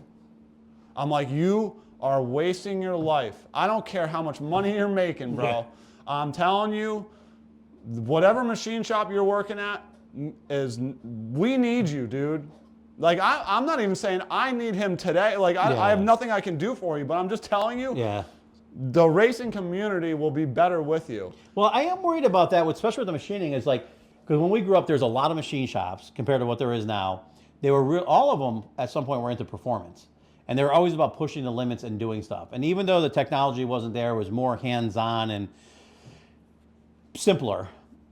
I don't see any young machinists getting it. I don't see any tool makers. I don't see any young machinists that are really getting into it. And we need someone who's going to seriously innovate, because it's like, you look at it and like, as much as we can't see where a motor's going to be in 20 years, like, oh, we've hit the extreme. Something always happens to make it the next step. Yeah. But without these people in there doing that, that's when, like, what do you do?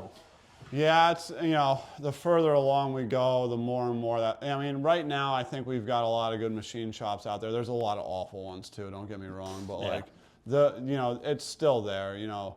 I do worry about that industry, right? Because it's funny, I was just talking about this, like, you know, the conversation of AI, right?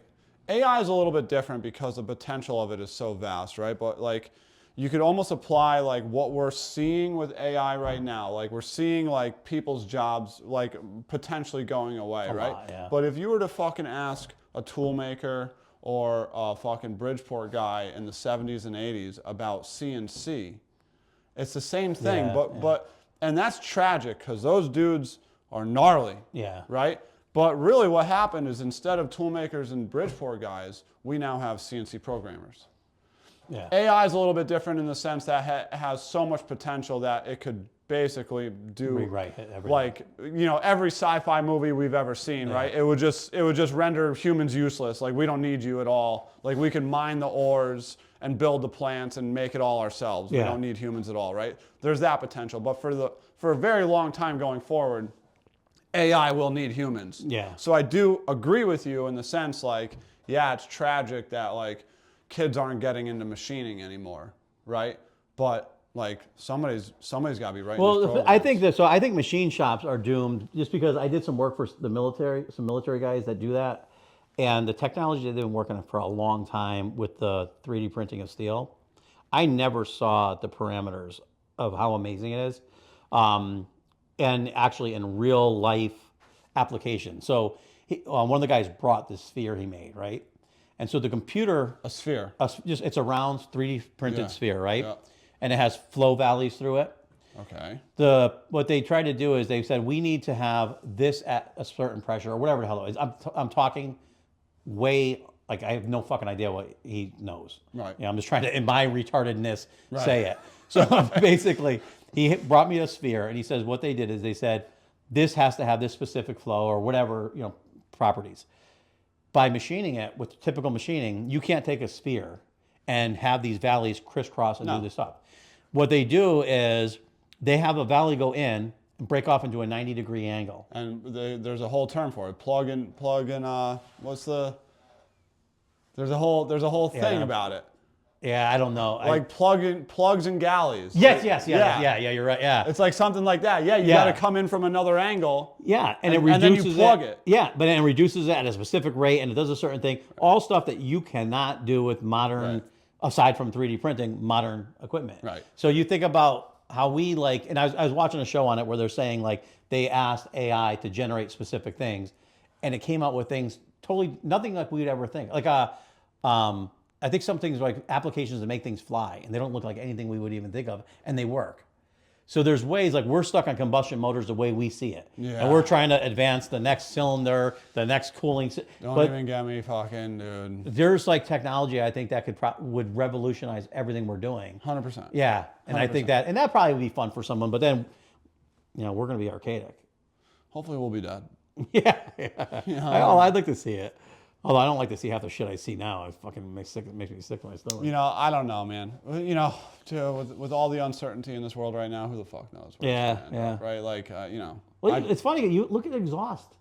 Look at what an exhaust system could do by just X pipes. Different stuff like people never thought they would do. Oh.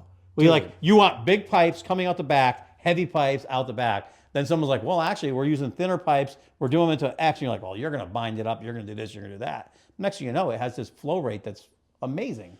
You know what's even crazier to me is I recently got hooked up with this dude in Long Island, and he's an engine builder, and he's like salt of the earth, kind of like he'll be machining engines till the day he dies. You know what I mean? Yeah. And I love that. True-blooded, yeah. And I got on the phone with him because we ended up having a project that we were working on together, and I have this theory where if you were to tell me that you knew everything there is about camshafts, I immediately know you're an asshole. Yes. Right? You know nothing. Because you don't know shit. Yeah. And so I said that to this guy, and he starts laughing, and he goes, dude, he's like, I've been doing camshafts my whole life, and I would never say those words.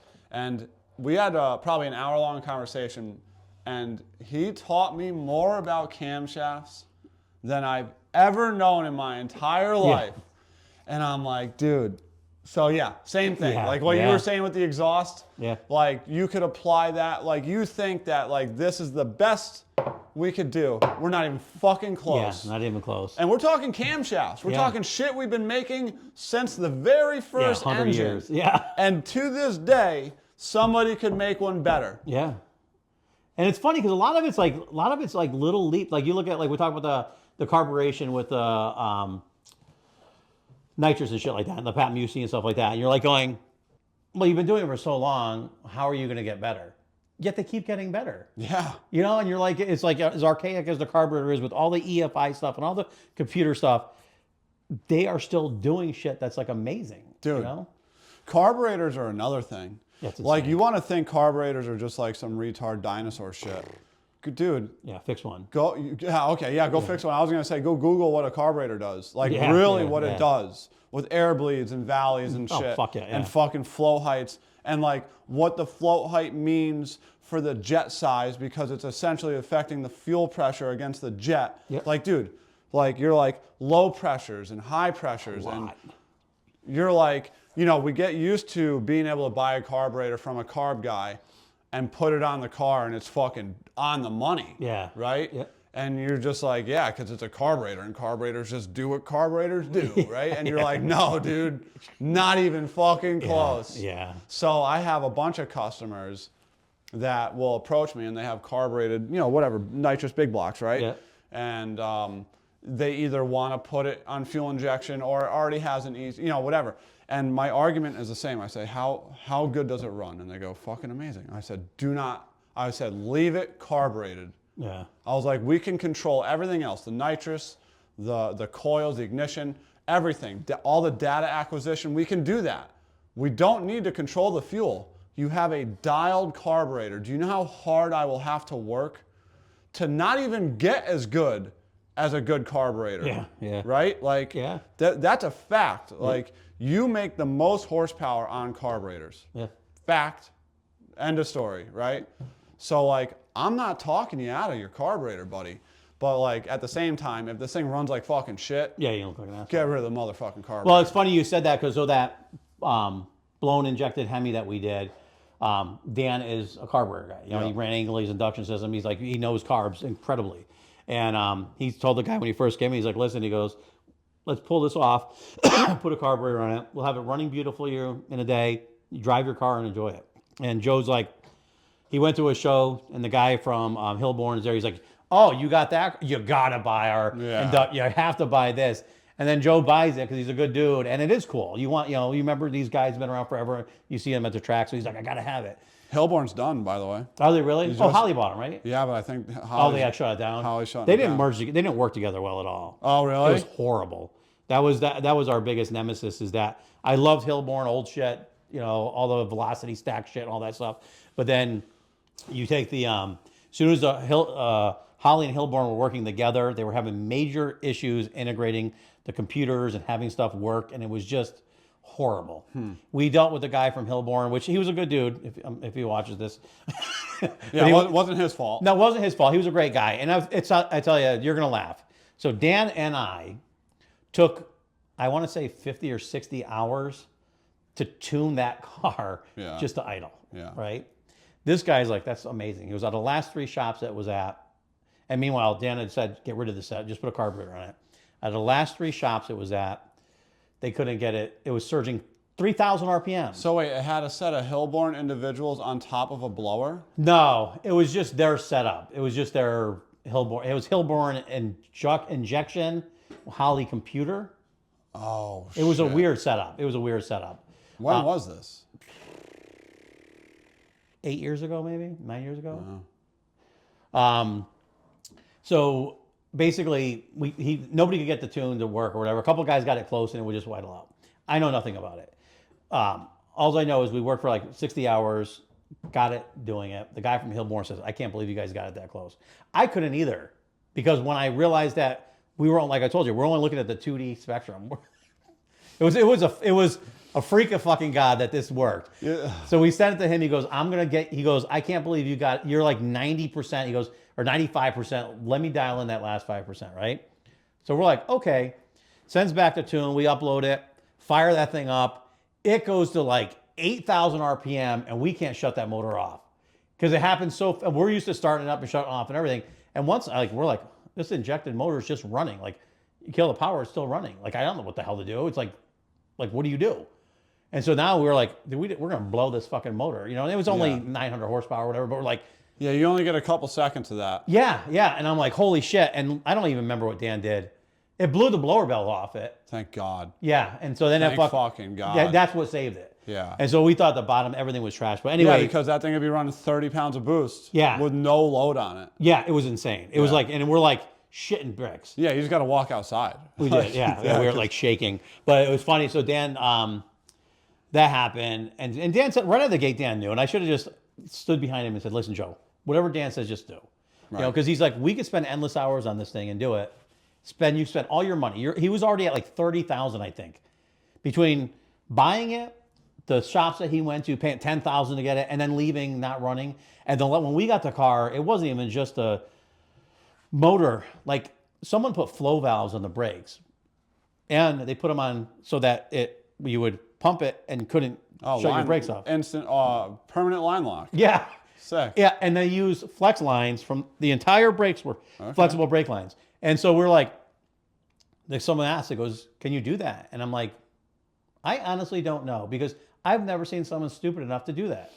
You know, like, so I couldn't give you an answer. I actually called up Willwood, and I said, you know, we got this setup here. And I said, unless somebody knows more than I do, this is something you don't do. I don't know why, because I've never done it. And yeah, you're talking rubber flex? No, like just regular braided flex lines. You know, the flexible lines. Oh, like AN the line? stuff you would run. Yeah. Yeah. Not AN line, but yeah, the brake line that you would run from like the axle to the caliper. Yeah, 18-inch line or whatever. Oh, yeah. What, you couldn't run that long? I've never seen it either, but yeah. So basically, the answer. I think I'm right there with you. Like, I don't know if this is wrong. Yeah. I've never seen it done. Yeah, but we knew it was wrong because the guy had. Basically, you have a 900 horsepower motor surging 4,000 RPMs in Parker gear with no brakes. Right. Not good formula. So we call up Willwood, and they're like, listen, no. They said, what happens is it'll work at first, but the fluid's going to heat up. Once it heats up, you're going to have zero brakes. It's just, you can't do it. They said flex lines could only go like 18 inches or whatever it is. So it's main, you know. From the axle. Caliper to the frame, that's it. Right. And then everything else is barrel line. So we're like, okay, great.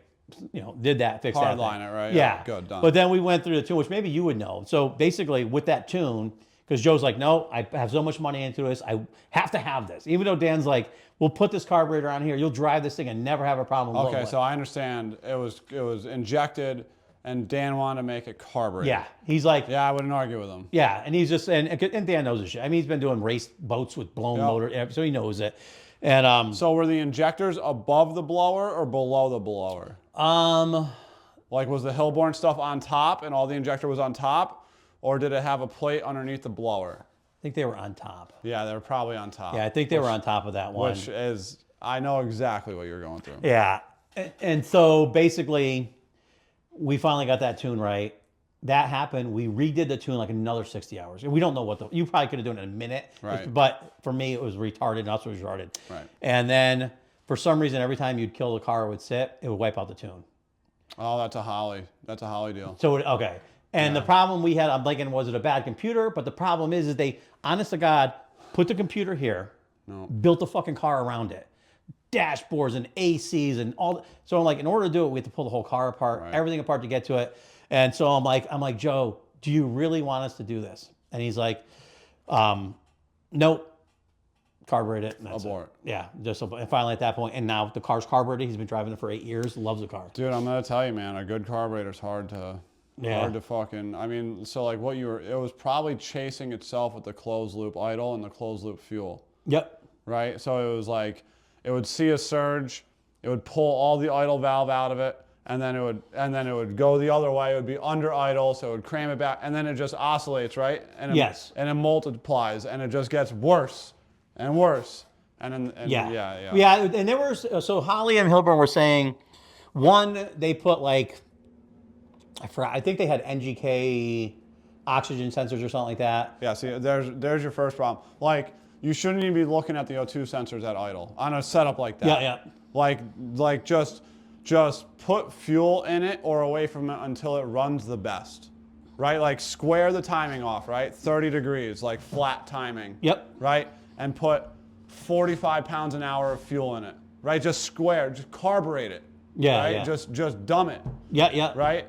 And get it running nice. Like, and then go from there. The problem, like, anytime I see an oscillation like that, it's like a control loop feedback. Like, it's stuck in a cycle. Well, see, yeah, and that's exactly what it was, because they were saying it was the idle position sensor, I think it was? Yeah, the IAC, idle air control. Yeah, so basically what was happening is they would say by the time that read it, It was already wrong. Yeah, so then so- they had us change that to a higher end one. Right. And No, it had nothing to do with it. Yeah, it didn't. It was just the fact that the control loop was too slow.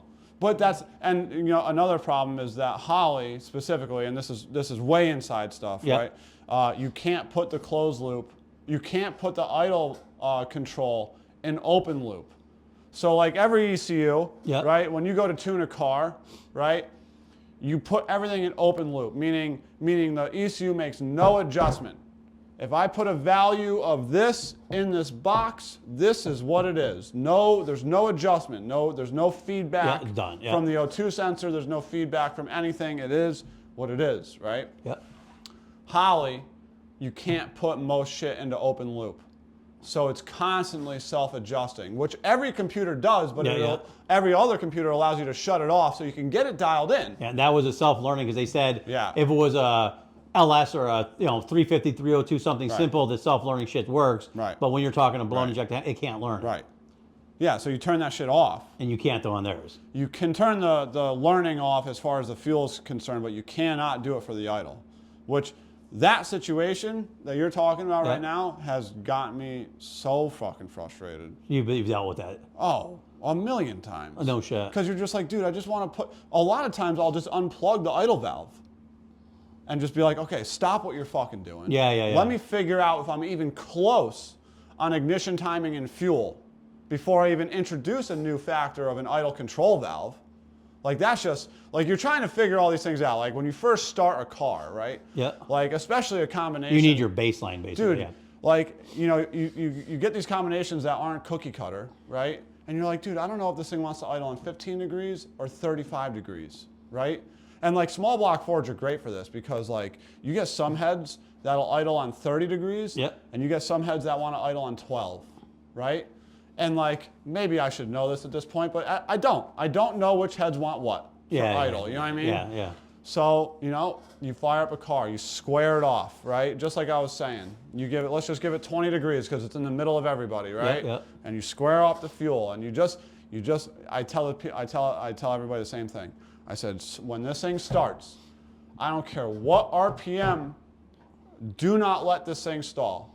Just hold your foot at 10%. I don't care if it's 1200 RPM or 2800 RPM. Just to see where it's going. Obviously, if it's fucking 4000 RPM, shut it off. Yeah. You know what I mean? Let's restart, right? Yeah. But if it's anything reasonable, just keep the motherfucker running and let me work. I just need like 10 seconds to just fly through and just get it close. Oh, so you actually, in that quick time, you'll actually adjust it. Oh, yeah. Not just read it and then Yeah, come but back. that's because I've been doing it for a long time. Yeah, but I'm know it, saying yeah. the process should remain the same. I literally just had this conversation with a remote customer yesterday, Yep. with a Coyote car, as a matter of fact.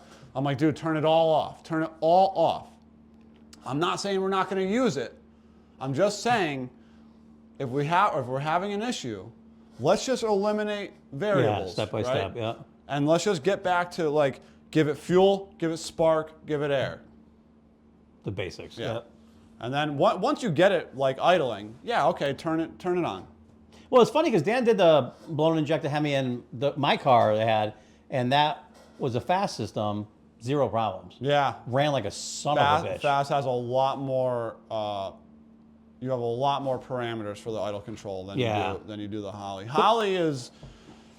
Holley's great when it works great. Holley is meant for the average hot rodder, right? Where you want to just plug. You want fuel injection for some fucking reason, right? And most of those guys are just going to put a 350 or a 302, just simple shit. And it works, dude. That's what Holley's great for. Yeah. But Holley becomes a real pain in the ass when you have to go out in the weeds and kind of do some weird shit because you got some super light flywheel and some weird idle valve and a gnarly camshaft, right? Yeah.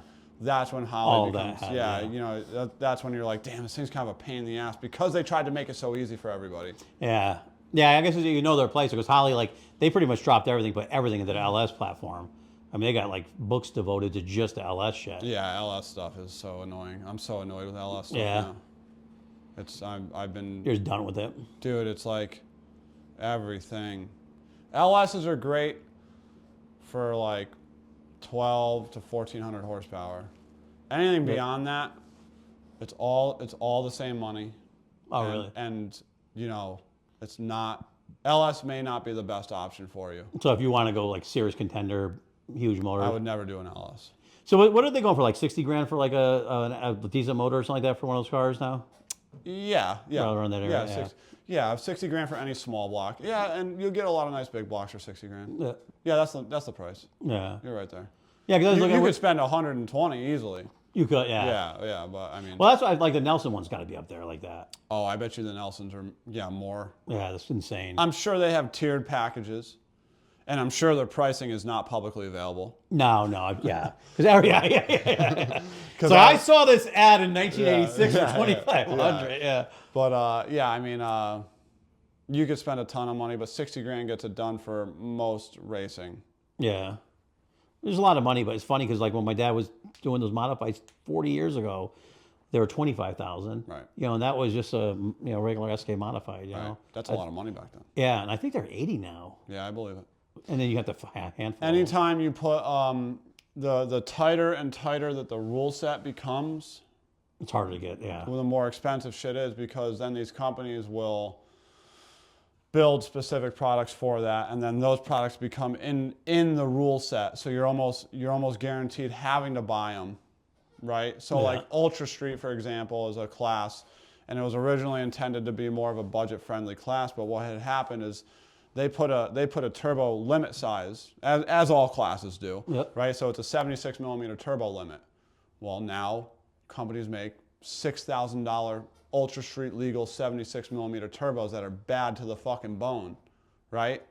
You know, the original intent for the 76 millimeter was like so anybody can go get a 76 millimeter fucking turbo and come race this class. But then Precision Turbo says, we'll just build a bad one. Yeah. You know what I mean? That's what the industry's about. Yeah. But my point is that anytime you get tighter and tighter and tighter on the rules, the more and more expensive it becomes, because every little bit is worth a championship, right? The $5,000 turbo to the $6,000 turbo, like, you know what I mean? Yeah. Like these cylinder heads are Ultra Street legal, you know what I mean? So you got to get them because they're a little bit better. I wonder what the hell's so much money on those motors now. Like, the blocks, everything. That's my point. Yeah. Because all that little shit just adds up. Yeah, they probably have it restricted to a certain, I don't know, right? But like, you know, they could only allow certain casting number of cylinder heads. You know, I have no idea, right? Yeah. And then limited these production. guys are fucking porting those specifically.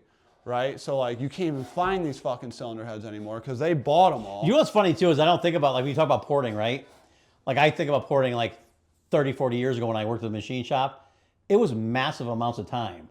Yeah. But now that time's $180 an hour times 4 days. Right. You know, like it's crazy. So it is. That's all the shit that probably adds up. Mm-hmm. I was funny because when I went to the machine shop the other day, as soon as they came out of my mouth, I go, fucking, if someone came into my shop, I'd be like, get the fuck out of here. Get the fuck out of my face. Yeah, and I literally did it because I was looking at Ralph's, that Nova, and then went over to the machine shop there because we got that Ford. I want to make a ramp truck or something out of it. Yeah. And so it has like a 460. I'm like, I wanted to put a diesel in it. I don't know anything about diesels. And then, Louis is like, let's just build this thing up. He goes, people are doing it for puller trucks or whatever. So I go, well, I'm like, what do you think the machine work would be? Dude. I do it all the time too, but I think I don't know, maybe everybody does it for the same reason and I think I'm special, but like I do it, I'm not trying to fucking beat you up on the price. No, I'm just trying to get a ballpark. So when you call me, I don't know if it's going to be $3,000 or $11,000. Yes, exactly. I just like, I'd like to make sure the money's there for you. Exactly. I'm not trying to fucking hold you to a price. Just give me an idea of and that's so because I know machine work is out of control now, and I know like everybody's like, don't fuck with big blocks because you got a big block like in a 427 or 428, something odd. The machine work could be $15,000. So then you're like going, okay, this is a 460. We want it to run good. We're not going to like hypo it or anything. Is it $3,000? Is it $8,000? Is it $30,000? Right. Do I just go and say, fuck it, I'll just buy a brand new crate motor for $10,000? Right. Or do I say, okay, let's do, because I like machine shops, I want to see them in business. Right. But then it's hard because I remember the changeover for us, because I was like, I'm not buying crate motors. I'm not buying Summit motors. I'm not buying Jag motors. The machine shops are the way to go. And then all of a sudden I'm like, $8,000 just to do the bottom end. And then like Summit had like $1,400 small blocks delivered to your door. And you're like, dude, how do you want me to compete? With a warranty. And so we were doing a lot of restorations. And I remember the first one we did, this dude's like, was the worst one to do it on. He had this Impala. And he's like, I want to take this thing and drive it to Texas. I go, you got to break these things in. You can't just like jump in it and get on the highway and, I go, you're going to blow the thing. We got braking oil, all this other stuff. And he's like, wipe the can right out of it. yeah. And he's like, I don't give a shit. Okay. He drove right to Texas, called up. This thing runs the best it did. We bought 10 of them that year. Yeah. Just like we're putting them in, getting them out. And it was great. For like an average car. Then COVID happens and that $1,400 small block is $7,500. Yeah. It's like, holy crap. You have to wonder, right? Because even before COVID, $1,400 for a small block is fucking cheap. And that was delivered to your door. Dude, so like you have to wonder, like, did they just fucking fuck that up and now they got smart to it? Because... Well, I always, it's funny because I figured there were so many of them mass produced because you think about, these are boat anchor small. They're not LS, they're just boat anchors. But just even think about just the man hours into, even if you did it all wrong. Yeah. Right? Yeah, even if you fucking cut which they did, yeah. You know what I mean? Even if you cut every corner, just sandblasting the block, painting it, just cleaning it. Yeah. Right there, I would say is $1,400. Yeah. Oh yeah, no, I agree. They can't do it in America. They're Chinese. Oh, you think so? They gotta be. Or Mexico maybe. Oh, Mexico. There's probably. no way. You just add, like you said, add up the hours, you add up the material. I mean, it's funny. You think about it. One of our customers wanted me 20 years ago. He's like, Eddie, I need you to make seats for me I want to sell these race seats. So I'm like, okay, this is how much. Oh fuck. He goes, I'm buying them from China. I buy a pair of leather race seats and sell them for $99 for two. Leather hide cost me $600. Right. So I'm like, I can't compete. So he's buying it from China, and I'm like going, not only can you not buy the materials for that, how do you make a pair of seats? Aren't that easy to make? I think although a lot of the government subsidizes. They do, but how China. much? And like for what reason? Yeah, I don't know. I mean, to be able to sell, and so Death to America, probably. Who the fuck knows? Yeah. They have some motive, but yeah, it's the same thing. You're like going, at what point do you stop? And maybe with the motors, you're like, some of the shit. All right, so here's a like, I buy my dirt bike gear from fucking Temu. Yeah. Right? Because I can't even figure out how to get an order through Temu. Yeah, it's so annoying. Whatever you do, make sure the notifications are turned off because it'll just fucking destroy your phone. Yeah. But a gear set, like a nice like Alpine Star gear set, is fucking $225, right? That's like $6 there. Dude, I'll go in the woods and I'll rip it the same day. Yeah. Right? The Chinese stuff is fucking, to any normal human, including myself, is identical. And it's $40 to my door. Yeah, that's insane. Oh, thank you. I didn't realize you did that later. Holy shit. Yeah, we should go. Yeah, I was like, holy cow. They're like waving goodbye. Okay, well, let's wrap it up then.